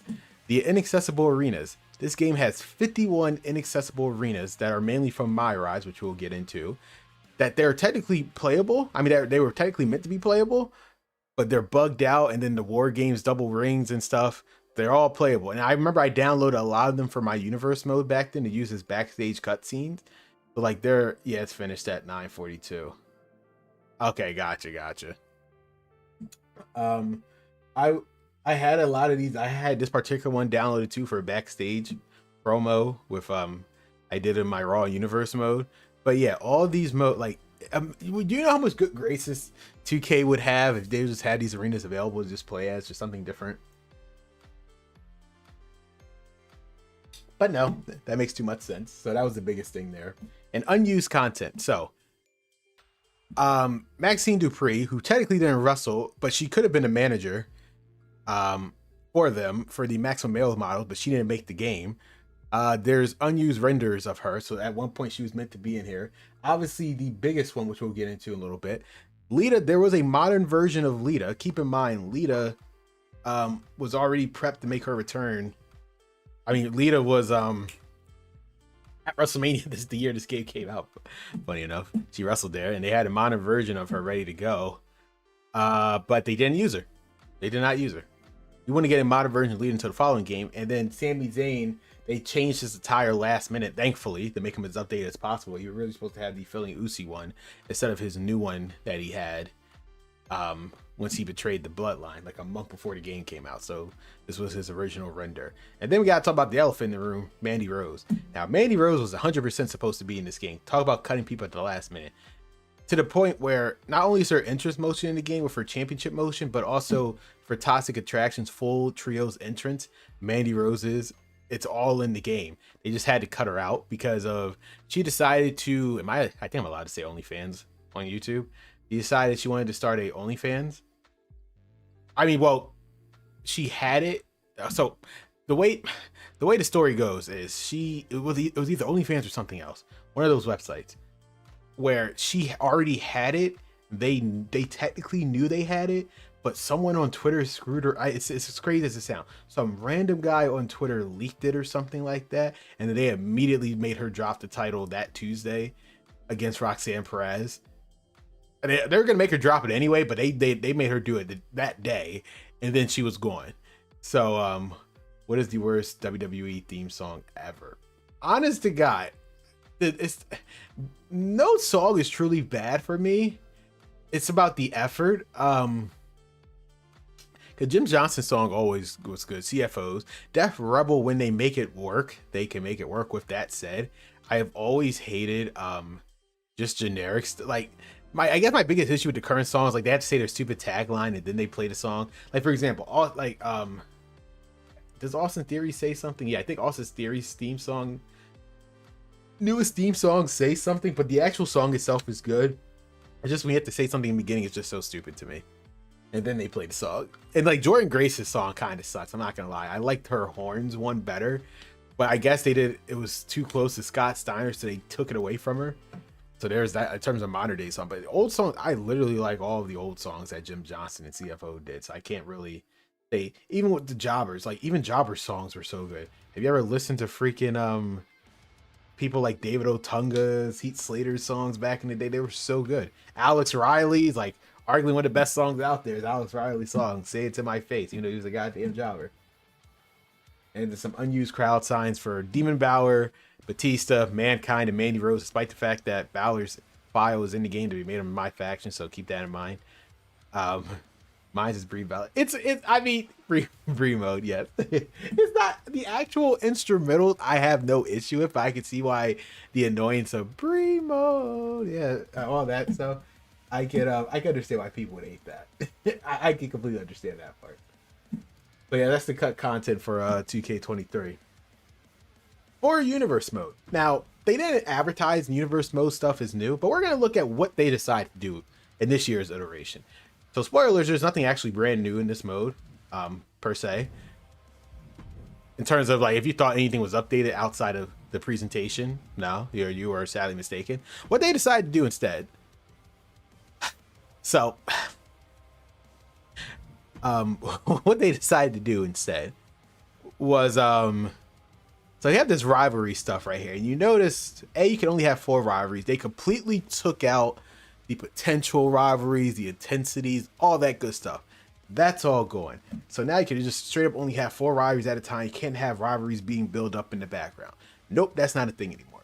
What they decided to do instead was this. Actually, I might as well demonstrate it. There's no need to. I can just demonstrate it right here, right? If I start to show rivalry actions, right? So you see like there's a rivalry action. It's all about, so what they basically did, all of the hundreds of cutscenes that are in universe mode, they didn't update them. I just want to be clear here. They did not update them at all. Do you have 2K26? Yes, I do. I put like 26 hours into it. I haven't touched it yet. Unfortunately, won't be touching it this time around because the event ends with 2K25. That's kind of the whole story. It's like how we got to 2K26. We're not actually going to play 2K26. I just want to show you the journey, how we got there. But I'm not saying never say never. I just didn't feel like there was no need for me to play 2K26 because people are already talking about it. The majority of the community already plays it. I wanted to, again, it's all about standing out and being different. I know everyone's focused on the current game, which is fine, but I feel like these other games have stories of their own that people tend to gloss over or just come back to the good old days. That's what I'm doing. I'm not saying I'm never going to touch 2K26, but I just don't see the need to at the moment. Personally, like in terms of like video content. But yeah, so the rivalry actions. What they decide to do, instead of having the AI do it basically themselves, as in through whatever AI calculations, whatever a predetermined cutscene would do it, this time they said, you know what? We're just gonna let you guys do it instead. So basically, what you would do, you have a rivalry action. You pick this either as a pre-match, during the match, or post-match. What you would do, you have options of attack, cheap shot, disrespect, distraction, reversal, sportsmanship. Depending on, and it's all about the intensity of the rivalry. So let's just say attack, right? Mutual aggression, post-match, stuff or whatnot. So for example, I'm gonna hit mutual aggression, and for Gallus's, I'm going to have pre-match respect. I know I'm like flipping the script here. Even I think they were baby faces anyway.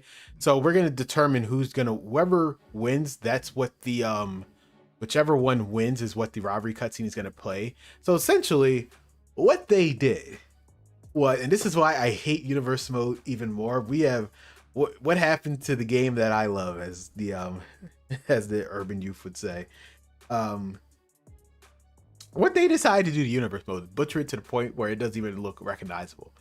Instead of just having the AI do it in the background for you and stuff just happens and it makes sense, we are manually have to create our own cutscenes, do all of this yourself. And it's like, it takes away the fun of universe mode. If I wanted to do all of this, just bring back create a story. That was never the point of universe mode. That's why at one point it was, you create a story in universe mode used to live in the same realm because they were so different from one another. It was okay. I just want universe mode. It's supposed to have, the universe is supposed to evolve around me. Stuff is supposed to happen. I'm supposed to react to it. If I'm already making the cutscenes happen, what is the point? There's no unpredictability. There's no everything is just it's already linear now because I already know what's gonna happen. It's like and it always ends at the pay-per-view. There's nothing special about universe mode anymore. I watched your first live stream. Well, I don't think you did, because my first live stream was all the way back in 2015. But I think you meant the first, 2014. But I think what you meant was the first one of this event. I appreciate it, Francisco, if you did. I think we're almost done with this event, so it's gonna have a whole playlist so anyone could just watch it back from the beginning. It's gonna be like 52 hours worth of content. But we hit finalize, right? And we're just gonna see who wins. So we do it right here. Let's see who wins. It's 50-50. And now Jimmy and Jay win. So what's going to happen at the beginning? So because these cutscenes are 1v1 and not 2-on-2, it's only going to be Luke Gallows and Jey Uso. There's no cutscenes if you edit matches too. So that's even worse. Oh my God. So that's even worse, Mustafa. Thanks for bringing that up. So essentially, so outside the fact that there's no entrances, so now see, Jey Uso's just going to attack. But I already knew that was going to happen. See what I mean? But I already knew this was going to happen. It would have been cooler if I didn't know this was going to happen. And this is why, like, what happened to the game I love? What happened to the game that I love? It's all gone. And that's literally, I wish I was kidding you. That is literally all they did to universe mode. Their lazy asses couldn't bother doing these cutscenes themselves anymore. They let you do them. And to the point. Oh, God damn it. I didn't mean to do that. To the point where there's like even a free option where you could just pick anything that you want, even if it doesn't make sense, which I'm about to show you guys right now. Because some of them are like, if the rivalry is already happening, it's like preset, but like to the point where this one, for example, you can do a free mode. So now it doesn't even matter. You can pick whatever the hell you want. Teamwork, ambush, attack. Like before, if I had it off, there was only a limited amount, you see?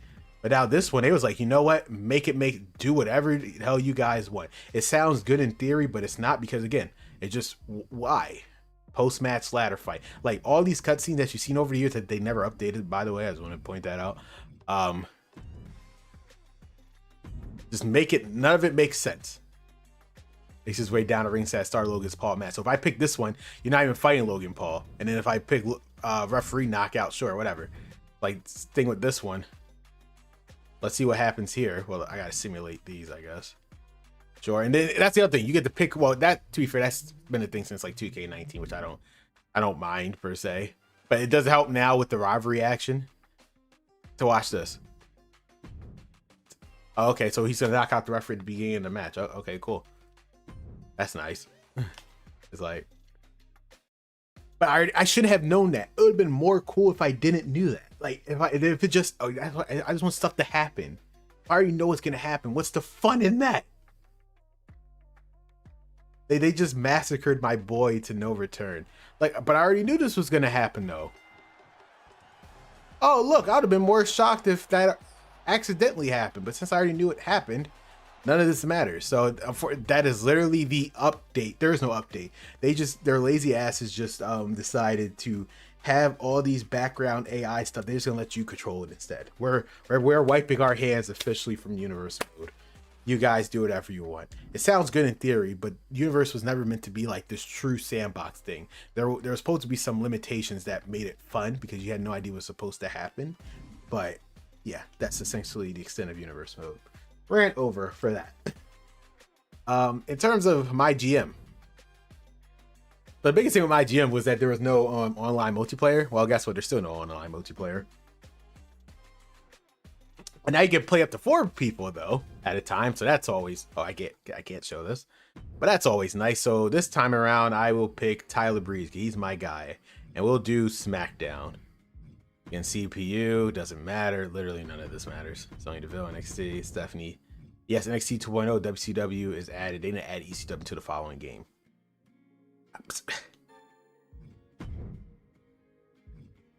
And I can set your budget even bigger.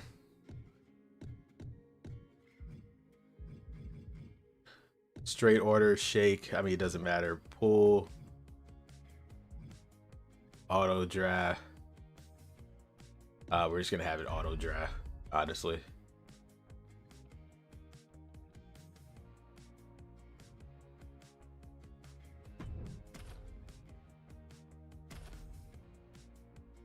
Well, we'll just let, I mean, we're just gonna quit. I think it should already be picked, right? Wait, it didn't even pick them all. Oh my god, I gotta do this all myself. Damn it all. I thought it was picking it for me. Jeez, I think they expect me to do everything around here.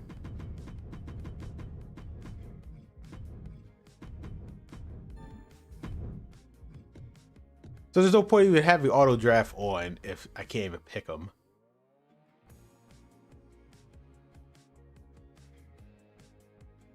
Cool.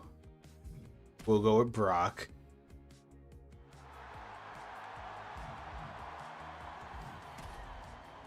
I'm picking them for it. Yeah, okay, it doesn't matter. We're just gonna pick them all. Pick them all. Still not trade. Yeah, I know. I don't think you can make a trade of this game, can you? I'm just picking everyone. Doesn't matter. Doesn't matter. We're just gonna go through all the rounds.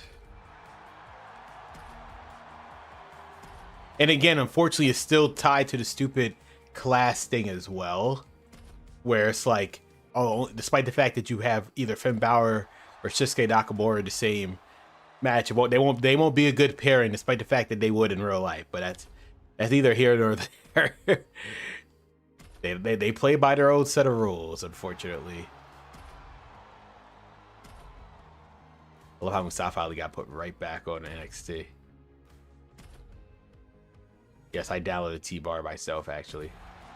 Happy Corbin, Ivar. This everyone? Come on, we can't afford these people. That should be it. Alright. Cool. Back down. Raw. Cool. We did it. Did it, got it, good. Alright.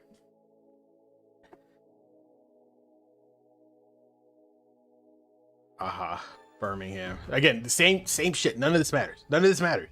So once again, you could pick only your SmackDown World Champ. They couldn't even bother calling it the Universal title. We'll pick Brock, and then we'll pick Belair. Cool stuff. Yes, the tag team titles were in 2K22, but they're also in Are the mid-card titles in here? I don't remember. Well, I guess one way to find out, isn't it? Roman versus Gungaro title. Oh yes, the mid-card titles are here. Why couldn't you put them in the regular side? So both the mid-card and the tag team titles are here, but you have to, they're so lazy. Again, talk about literally being the exact same game. They're so lazy that they couldn't just having you pick them before. See, they're forcing you to pick the people that they want you to face, which just doesn't make it fun. And yes, the tag teams are right here, so they're in the game, but it's like, are they really in the game if you didn't set them before? Nothing is, literally everything exactly the same. Assign of free agents, everything is, there's no difference. The power cards, again, stupid. This is basically the brand new thing. They took aspects of what they realized about 24/7 mode and they added it here. So now you have goals to get to the Hall of Fame. Only in normal mode, I think. Oh, okay. Is that the case? But yeah, like this is stuff I mean, like they surface level new. They looked at this time around, they looked at SmackDown versus Raw 2008. They looked at this. Okay, complete 5 challenges this season, higher on 5. Like they only turned they looked at it at a surface. I know exactly what they like. 2K, you can't get past me, 2K. I know exactly what you did, buddy. I know exactly what you did. You looked at the menu of SmackDown vs. Raw 2008 GMO. You saw that 24/7 listing, the Hall of Fame progress bar, and you did all of that. I'm not dumb. I wasn't born yesterday, and that's literally GMO. And now my rise. Now, again, we only showed you the males one, so for this sake, I'm just going to show you the intro, the female one. So like I said, I personally, in my personal opinion, between AC, I already did both the lock and the legacy in my own playthrough. Can't show that. So actually, the fact that they had the legacy first over the lock, maybe they knew the story was better. In my personal opinion, I feel like this story is 10 times more better than this. This doesn't get good until like the end, the final phase, like act 3. I would say act 3 and 4, it doesn't get good. This is such a drag in the beginning. This from beginning to end is fine, but both of these stories suck in my personal opinion anyway. Just one is slightly better than the other. I can tolerate looking at the legacy more than the lock, and that's exactly what we're gonna do. I like how this start is very unique and different. You're not even actually playing as the main character. You're playing as her, what is it, aunt instead? I think her aunt. Like, just something unique. It's like a unique perspective of playing. Like, I thought this was cool. Of course, that match was an instant classic. But Justine. And I think it's part of the Ruthless Aggression era. Yes, the idea is Stone Cold just doing that, and then Triple H is the undisputed. Even though that's title's not accurate, but I'm gonna let it go. Paul Heyman's in charge. John Cena's there. Like, okay, like it's. But I like the original. Like, I thought this was cool. I still think it is like the intro of this because it's different. It's different because you're not actually playing as the main female character yet. You're playing as her aunt, I believe. I think she said aunt. Can't be her grandmother. I'll be way old.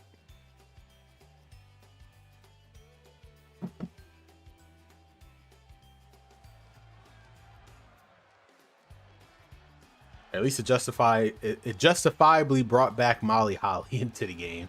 So that's cool, I guess. And she actually looks like Molly Holly. Is Molly Holly still even in the games? I hope she is. Is Mighty Molly still in the game? I actually don't remember. Might have to check up on that.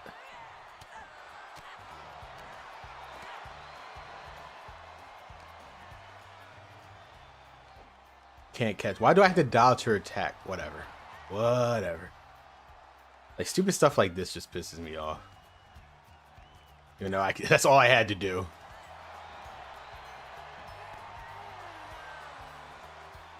I totally missed that.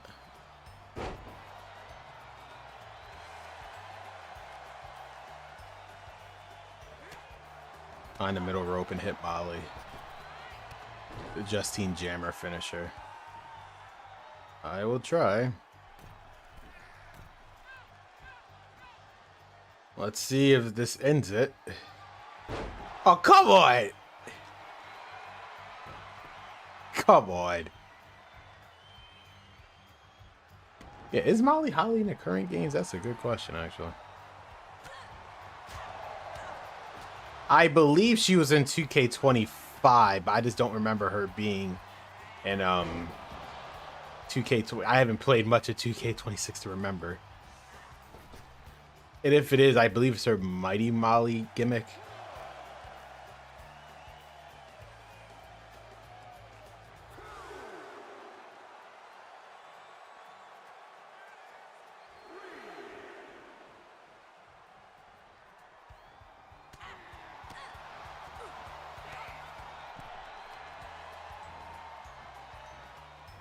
Oh yeah, Stone Cold's finisher.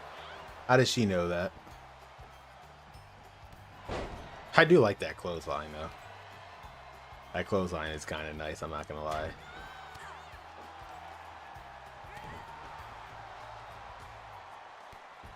That would have been a nice move. I wonder what she was trying to do there. Oh, God damn, she blocked it.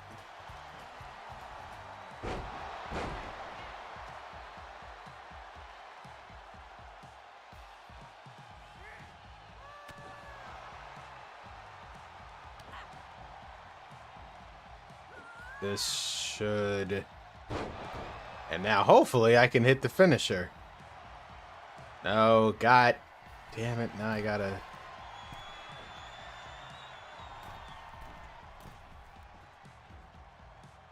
Come on, work. We're not gonna be here all day. I guess we are, maybe. At this point.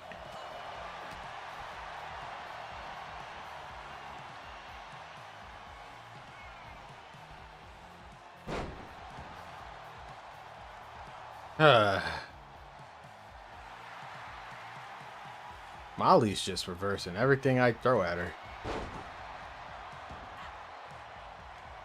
The hell is she gonna do?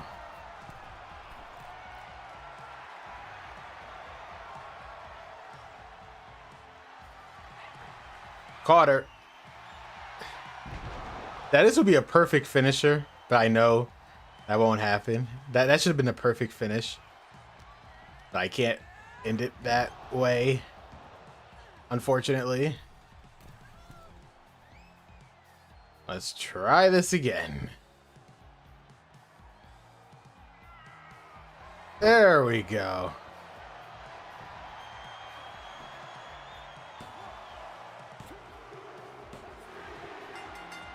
And that's how it should be.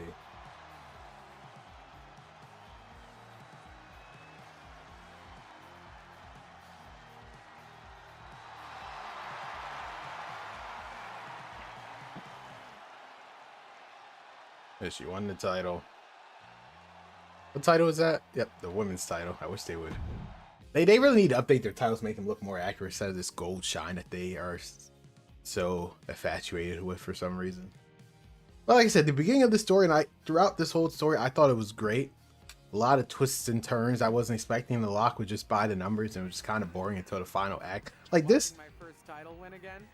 I like this stuff. After you talked it up so much on your podcast this week, how can I not? Don't get me wrong, it's a fantastic match. I just figured you had it memorized by now. Sure, but it's a tradition at this point. Visit my favorite aunt, Only aunt? watch her most epic victories, and now also stress So about she what was the happened aunt, I know in it. my debut at I Survivor. say it can't be her. It can't be her Why are you grandmother. laughing? Oh, nothing. Just that if I didn't know better, I'd say you were nervous, which is super hilarious. Because I know that I didn't teach my favorite niece Only niece. to be nervous about getting in the ring and doing what she does best. Yeah. Especially not when she's been trained by one of the biggest legends in the business. If I'm being honest, there's really no comparison. You really do manage to turn everything into a compliment about And it's like, yourself, again, the don't little effort stuff that mattered. They made this I'm a exclusive six-time women's environment just for her. It's like, it would have been nice if it was a champion. playable arena. Short by injury. Like little stuff like I that get it. matters. A main eventer and Hall of Famer you? Yeah. who had the top merch sales in the 2003 fiscal year. Okay, you've made your point. I should get ready for tomorrow. That's my girl.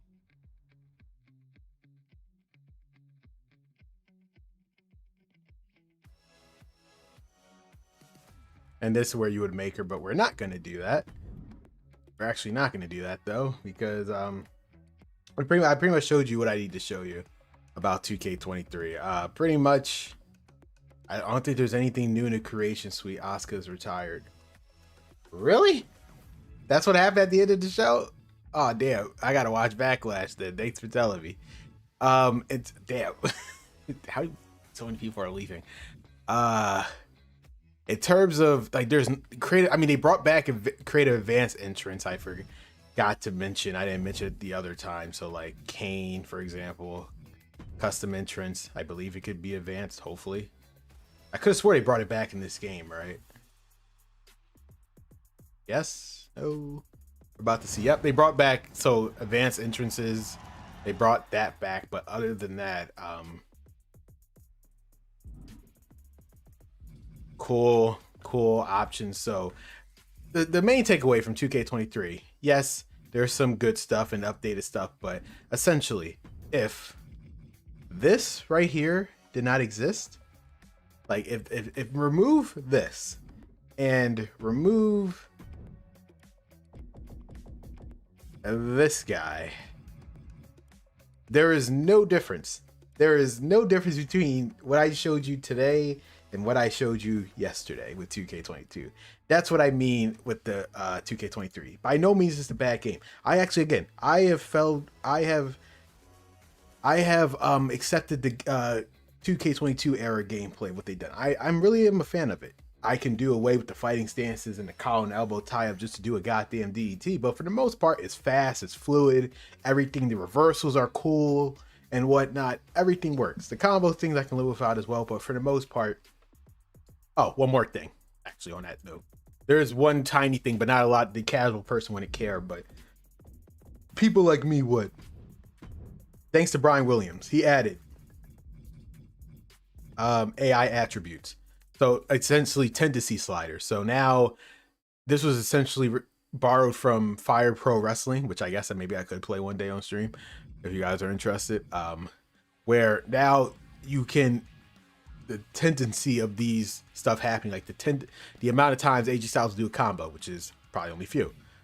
They obviously had expanded this heavily in 2K26 as well with the moves themselves, but like the amount of times he would probably do a light strike or a submission, which is barely, because he only has his signature, the calf crusher, as a submission, so that makes perfect sense. So little stuff like this makes so much of the game different.